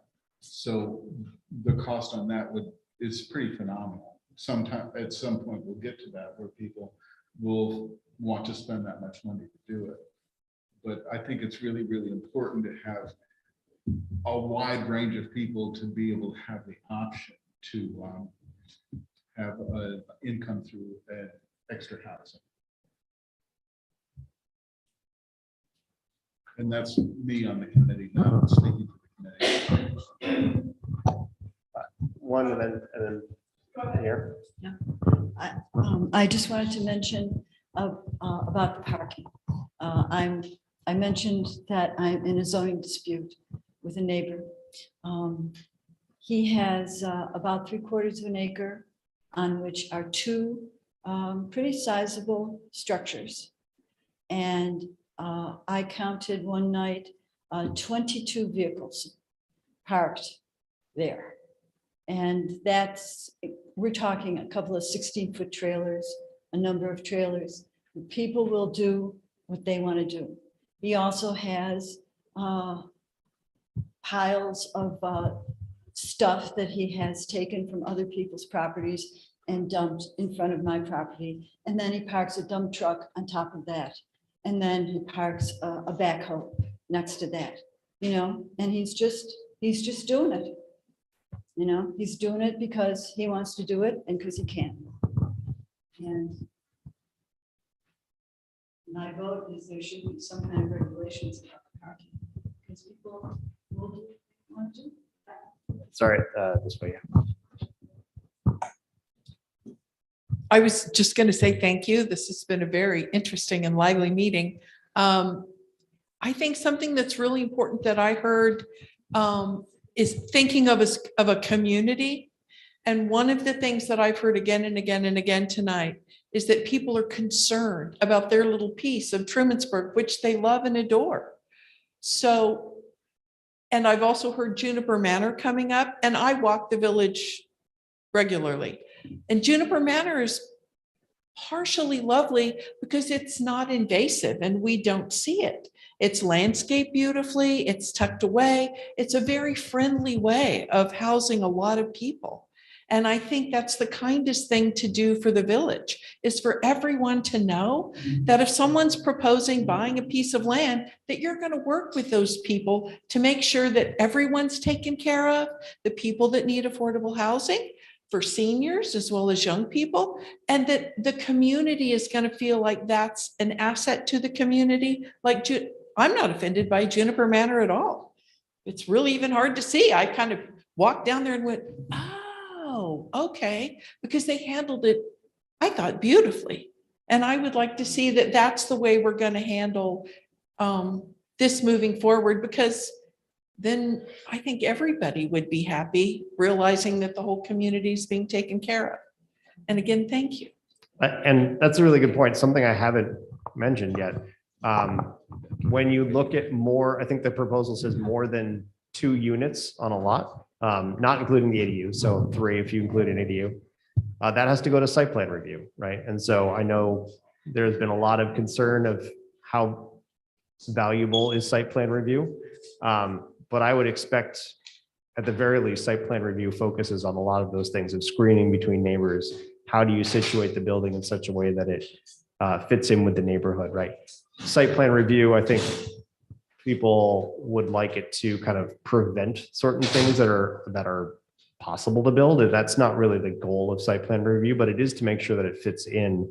If it's allowed to be built, it fits in with the village and it fits in with the neighborhood. And I think that's very explicitly what site plan review is included for reviewing those buildings that are more than a few units on a lot. Janice Broussard, I live on 13th South Street.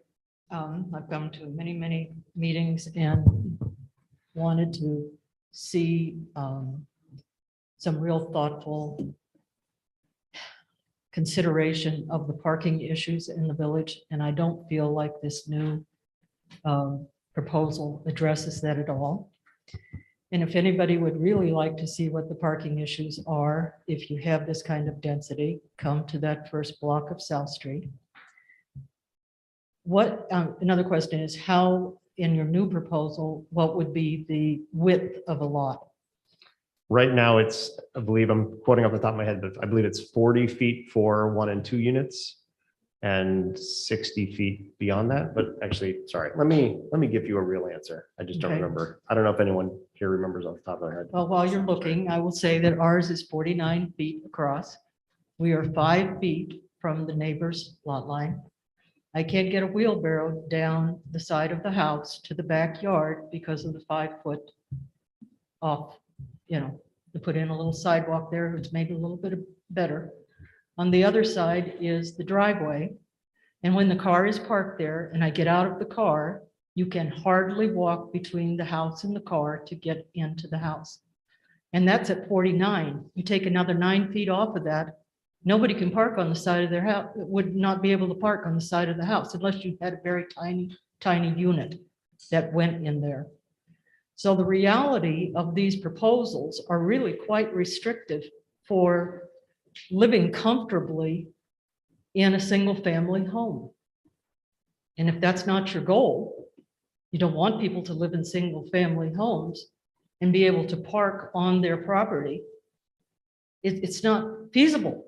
If it's only 40 across, you can't do it. Then you come to my house, you've been down my driveway. Yeah. 2 cars in there, you cannot.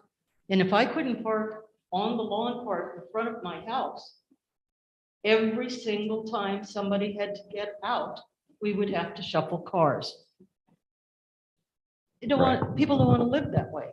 I completely agree. Yeah. So I don't think we should put in, this ideal of how we're going to condense things at 40 feet across, and it's just not realistic. And parking, as everybody here has said, is an issue. So I think we need to have, and we can't have on-street parking because the roads are not wide enough for vehicles to go through. Right. So I think we need to at least maintain parking in front of the house on that lawn, quote, lawn area, which Right. in the zoning right now is not even legal. But what are you going to do if you have a guest? Right. You're going to park. Right. Yeah, 100%. Right. So this is the prop. This is why zoning doesn't matter in these cases, right? You're exactly pointing out the point, right? If you try and build a house that's exactly the width of 40, if it's 40 feet wide and your house is 40 feet wide, then it's not comfortable, right? And so people won't build that. And if you can't fit your cars there and you don't like shuffling them around, then people will look for other opportunities, right? So this is exactly why these are minimums, right? So people are always welcome to go larger than them, and I expect people will. What we're trying to do is create some sort of flexibility. So if someone does want to build a much smaller home or a much longer, narrower home than you have per se, I don't see that's a point for the village to necessarily restrict that. But they're probably going to want to do something about their house and the shape it is on a lot of it so that they have, like you're saying, the flexibility. No one wants that, right? So that's why people won't build it. And if they want to build it and put themselves in that situation, I mean, I guess you can. I don't see what the village wants to have a say in preventing someone from kind of shooting themselves in the foot. Okay, so. I'm not done. If it fits with that, I want to go ahead. I had some other questions. Okay, I'll pass it right over. to Well, you. we'll make sure that you at least get to speak before we wrap up. The other thing I would, like to comment on is we keep saying, well, public transportation. Public transportation in Trumansburg is not ideal in the slightest. And I can give you a perfect example of that. When we had the snowstorm, my daughter-in-law had to be at the hospital at 5:30 in the morning. So she's from another country and she said, don't worry, I'll take the bus. So see, everybody laughs, right? I said, honey, there's no bus. So at 4:30 in the morning, we're digging out the driveway so that she can get a car out. And then I said to her at 5 o'clock, I cannot dig out South Street because the plows have not been through. So she had to call the hospital and somebody had, when the roads were clear, because she's considered an essential worker, to come in and pick her up. She was shocked to see what the bus schedule is and realizes that if you go in, let's say to work at Cornell in the morning and you come back, at that time, you're okay. But if you have an appointment, you have this, you have an unusual schedule that is 8 to 5. Public transportation. So that's something that if we're going to increase renting, increase whatever, we need better public transportation. Yeah. And in one meeting, quite some time ago, it was said by the lawyer for the 46 South Street, poor people don't have cars. Well, that's not true, because poor people have to get to a job. And so you have to have transportation or reliable public transportation. And we are in a rural setting. We cannot possibly employ all these different people that we're attracting here. They've got to go and find employment elsewhere. There's only so many baristas this town can employ. Then the other thing I wanted to talk about was, can you tell me what the percentage of rentals are in Trumansburg compared to home ownership? I looked on the census and it's pretty close to 50-50. But I'll take your word for it if you look. That's where I would look to. Yeah, but you should look into that. Now, is our goal for Trumansburg to become 75% rental and 25% home ownership? There was a goal to increase both. So I don't know if there's a goal to change that percentage per se. Well, but I mean, it seems to be what's being proposed is lots of rentals. I think most people think it's all single family homes that are. Yeah, no, it's definitely here. not, It's right? not. Yeah, There's a lot of rentals in town. right. And the other thing people have talked about, well, we want our children to be able to move here, et cetera. Every house in our neighborhood, we know for a fact, that has been sold, are being sold to people from downstate at very high prices. And that's not, this is what's going to happen in Trumansburg. Is that the regular people can't afford to pay $300,000 for a house that doesn't have a kitchen and a bathroom at the end of the street. Right. So I don't know how we're going to prevent that, but I think we're only thinking about, poor people, blah, blah, blah. But what is it? People who have a lot of money, how are they changing the whole, Yeah. thing that's happening in our village too? I completely agree on that front. I mean, when you look into thinking about affordable housing, there's people talk about affordable housing with a capital A, right? The programs that are kind of backed by the state and the federal government and so forth. And then affordable housing with a lowercase a. What about all the people that are just a few dollars above those limits or maybe more than a few dollars and still can't afford, right? And from my perspective is the way we get there is by having more housing in the village, right? So if you only have a set number of houses and everyone from downstate wants to come and move up here, they're going to bid those prices right up. And that's what we're seeing, right? And so what the only, short of trying to kind of, I don't know, have some sort of cap on how you can buy and sell a home in the village, which isn't a thing that we can do. You have to have more houses that more people can afford, right? That more people can buy, and that spreads out that cost. It's just, there's only 5 cars, those cars are going to be bid up. And if there's 25 cars, then you've got more people bidding across more cars and the car's price comes down. So there are, I don't want to oversimplify the housing market. There are a lot of different pieces going on there. Yes. But I do think that a large part of it is availability of housing. And when we have very few houses to even bid on in the village, we see that price go well up. Yeah, well, in construction costs, as everyone knows. Sure.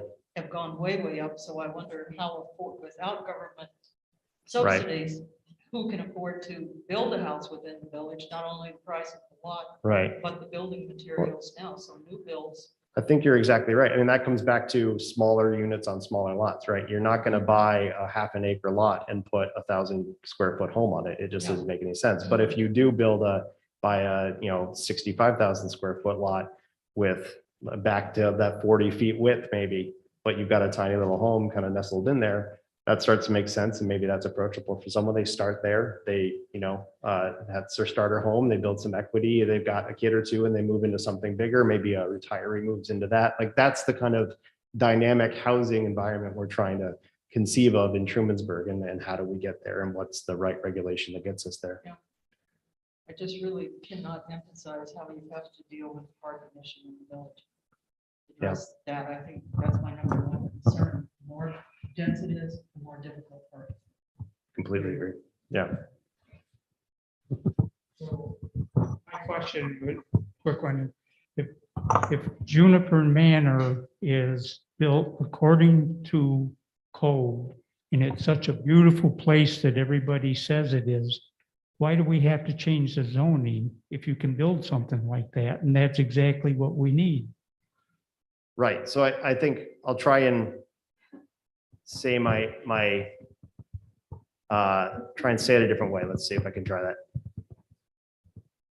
The reason the proposal has a different number in it than currently exists is because the proposal looks at Juniper not as an affordable house, but just as a house. So let me say that differently. When a house is affordable or units are affordable, the proposal and the existing zoning both give a bonus to that. They want to incentivize that. We've heard many times we want more affordable housing here. How do we do that? We allow people to build more units on a lot. That gives them a little extra value in their build, and that encourages affordable housing. So Juniper can be built on the lot size that it's on, only if it's affordable in the village. Juniper 2, yes. Sorry, thank you for keeping me honest. Juniper 2. The proposal currently allows Juniper 2 to be built even if it was not affordable. And so that requires less that, how does that work? It creates more density because now we're saying, even though that you built that affordably and you've got more buildings on a smaller lot, we're going to allow you to build it even if it's not affordable without that bonus, right? So that's the current proposal. But I don't think that this committee wrestled deeply with that conversation. Do we want to look at Juniper as something that should be available even if it wasn't affordable or only if it is affordable? And I think that's a conversation we didn't have deeply enough as a committee, and I think it's one that we should have. And so what would that look like? Either I think the committee could say, this should be available to be built, even if it's not affordable, that it nestles in very lovely. We all love it. And even if it was moderately, moderate income retirees, even if it wasn't technically affordable, we would be happy with that in the village.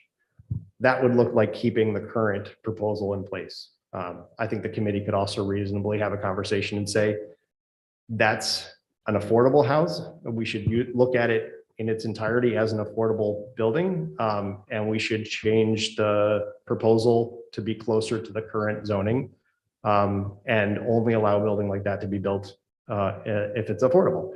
I think both of those are reasonable conversations and outcomes to have. And I think we'll have that conversation as a committee. And then, stay tuned to see how that conversation turns out and continue to give feedback. Thank you. Ben, can I ask you maybe to, one of the things that we haven't talked about tonight is another reason for changing some of the parameters of the zoning is the analysis that I think you largely did of what the existing setbacks, lot sizes, and number of units and so forth on that we currently have. And I think part of it is some of the changes that we're doing are really about legalizing what's already here.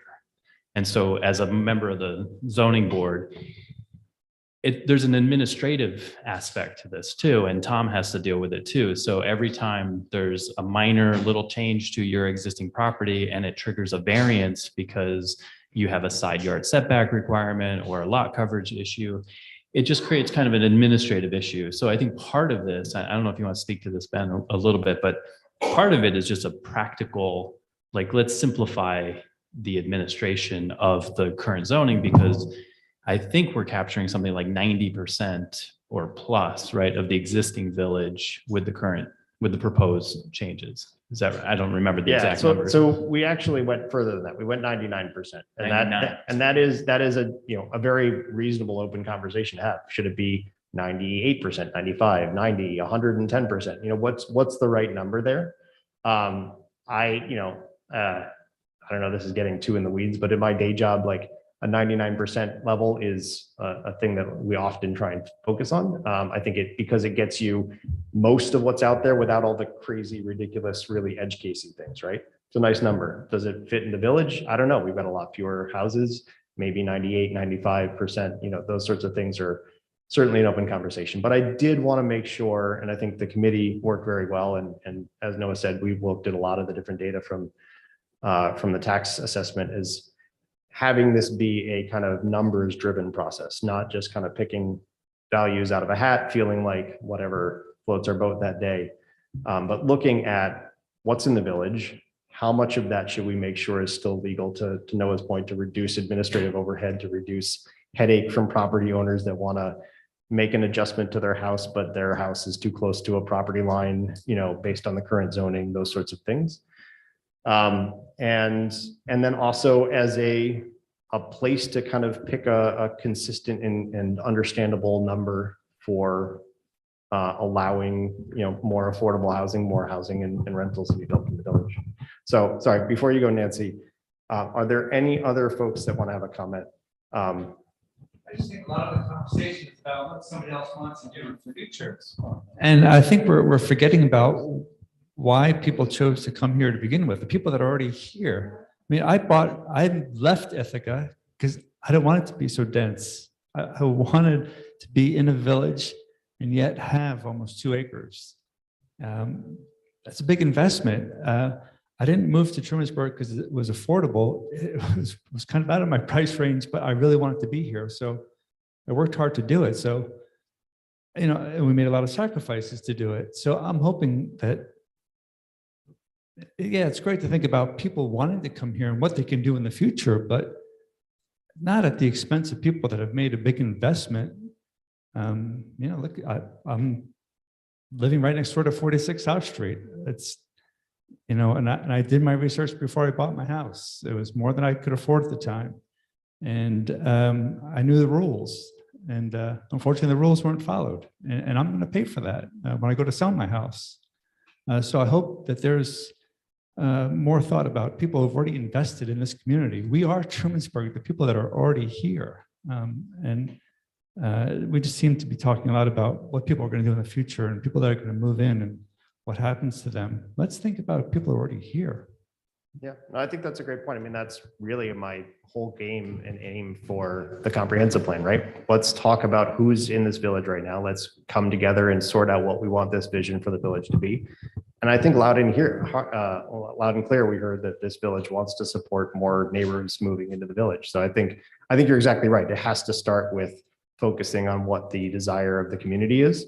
And then this committee is challenged with how do we, create a proposal that tries to move in that direction. So I do want to note it's 5 minutes after 9 and we're going to wrap up at 9, but I do want to know, I know Nancy, you've got some more things. So I just want to say a couple things. One, we talk about how many units can fit on a lot. The response from you guys is, well, it can't really be that many because of sewer and drainage, et cetera. So what it seems to boil down to is, as far as zone is concerned, if you can fit it on the lot, you can do it. So it's kind of feels like no zoning, right? Because that's, the response that you get that you guys are saying is you couldn't really fit 20 or 40 or whatever because of some other physical characteristics. So it kind of feels like whatever you can fit on there, you can do. That's the impression. Second, on legalizing, those houses are legal now and people bought them knowing that they were non-compliant. So, I'm sorry that there's some rigmarole to make changes, but I don't think that's why you should change the minimum lot size for the entire village. And you're not creating that one lot, which is one house on a 6,500 square foot lot. You're letting people have 2 plus an ADU, so 3. So it's not even really creating what is existing. It's going further than that with the ADU and the 2 units on the 6,500 square foot lot.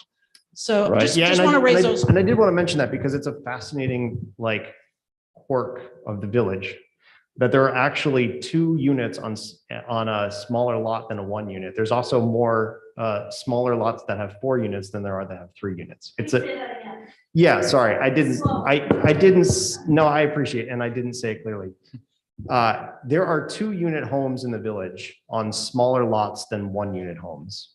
There are 4 unit buildings in the village on smaller lots than 3 unit buildings. It's a weird quirk of the village, but we have duplexes on 4,000 square foot unit on properties. And I don't remember the numbers off the top of my head, but I want to say we've got 4plexes on under 10,000 square feet. And if I recall, when you talk about the 99% that we captured, we threw out the really crazy outliers, right? Right. But there weren't many. There was 1 that was something ridiculous, and we threw it out, and we captured 99%. Right. Yeah, that's where the 99 idea comes from. And I think just in terms of how we legalizing what's already here, I think it is an extreme thought to say that just because you can put 3 units or 4 units or whatever on a lot, that all of a sudden it's going to happen. Because currently it could happen and it's not happening, right? Because as Ben has pointed out, and in my day job, I'm an architect and landscape architect and urban planner.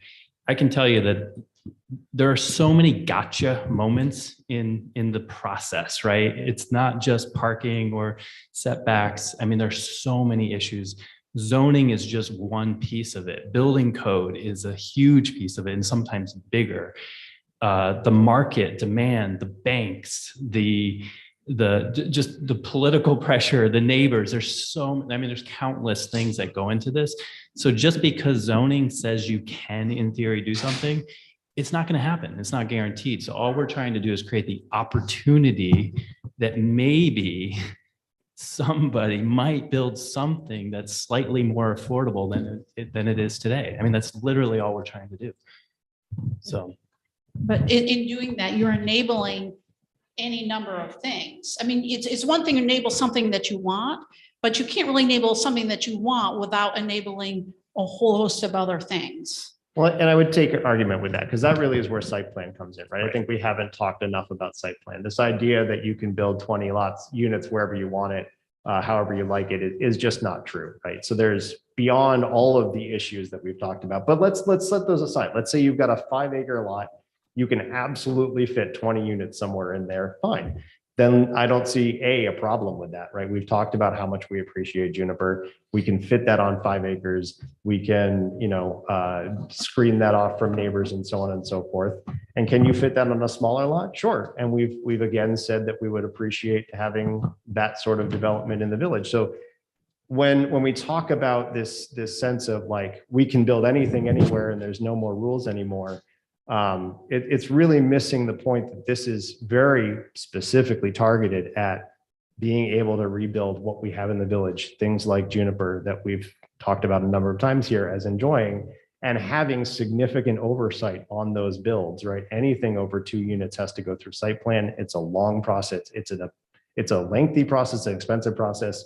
You don't have people just kind of rolling in and deciding to do that on a whim.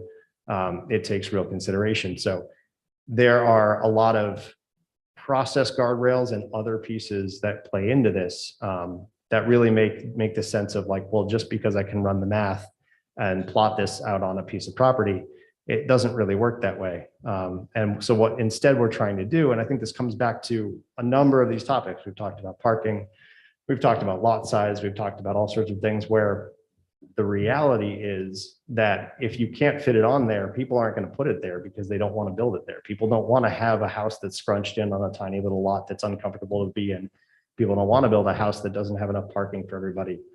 So we're creating the ability for these things to happen, but they have to happen in the broader context of what's reasonable for the people that are going to live there. What will the market want? What will the bank support? What will site plan allow? Like on, what will building codes do? What will fire codes do? And so this is allowing for that flexibility for people to try and sort out ways to bring some additional density into the village and allow things like we've said that we would like Juniper, right? So that is where this is all seated in. And we can talk about, all day what we might be able to put somewhere in theory, but there's so many places to go from here towards that reality that all of these things kind of work together to create a safety net around what actually gets built in the village. I just wanted to correct something that you said. You're talking about having one lot that's 5 acres that could fit 20 units, which would be fine. But actually, a 5-acre lot could probably have over 100 units. And again, this comes down to, can you go through site plan? Can you go through okay. subdivision? Can you go through actually fitting all that? Is there, possible, right? And if you wanted to break that into 5 1-acre units, lots, and make a bunch more 20 acres, and you could fit all that, and you could go through all these things and so on and so forth, then are we actually having a problem anymore? If someone were to decide to build 5 Juniper Manors on a 5-acre lot and tuck it in really nicely and create a really wonderful environment that replicates what we see with Juniper, do we actually have a problem with that? I mean, I think that's where we come down to at the end of the day. We've said as a community, we want more development. We've said as a community, we want more affordable housing, for sale housing, rental housing.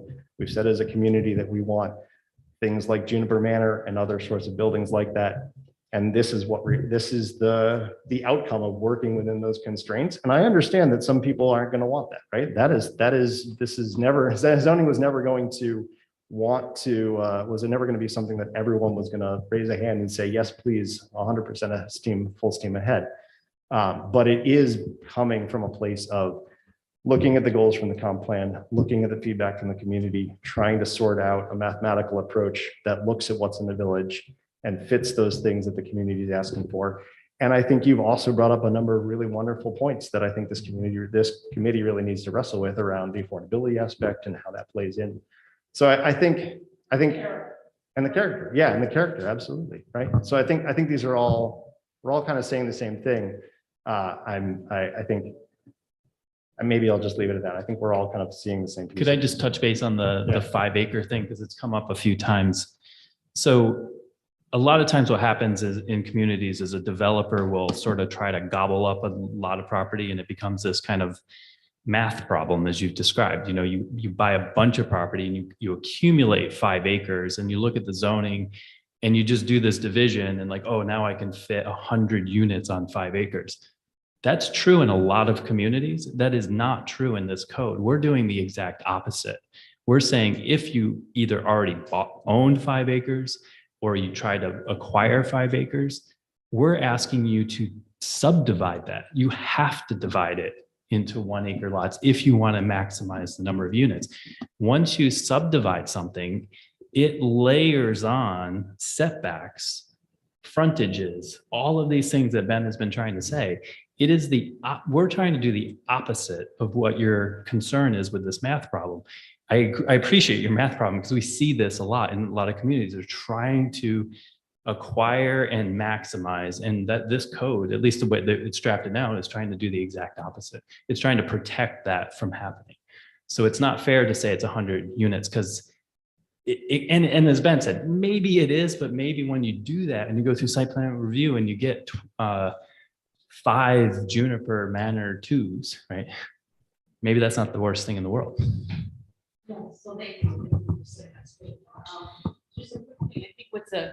I think a bigger issue is what's affecting our community is the Airbnbs and people turning their home. I don't know if that was said earlier. Yeah, we mentioned it before you came in that is the current conversation in front of this committee. So while this is kind of getting feedback, we've been having some time to wait for the feedback to come in, and we've already started that conversation. That really destroys community. I don't have any problem with any of this zoning. All right, do you have a question? Or I'm gonna actually ask that we wrap it up at this point. It's 9:15, and I know a lot of folks have left. We were trying to wrap it up at 9. So I appreciate everyone for coming out.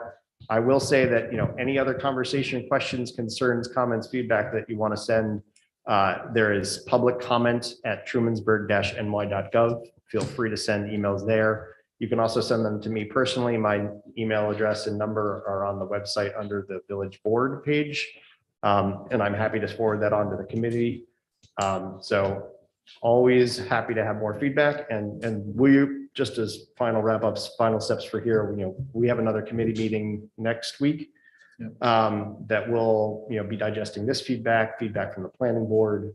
And, we will see how long that takes us to work through that and provide an updated proposal, at which point I think that would go to the village board, and then they'll have a whole other process for reviewing and potentially adopting at that point. So plenty of places to weigh in moving forward. Do you foresee making any changes in your? I'll speak personally, I'd like to make some changes. Yeah. Yep. Can't speak for the committee, and we'll have to work together, but I would say, yeah, based on what we've heard. yeah, Sure. I think so. So I genuinely appreciate everyone's feedback, because I do think it will make a difference. Thank you.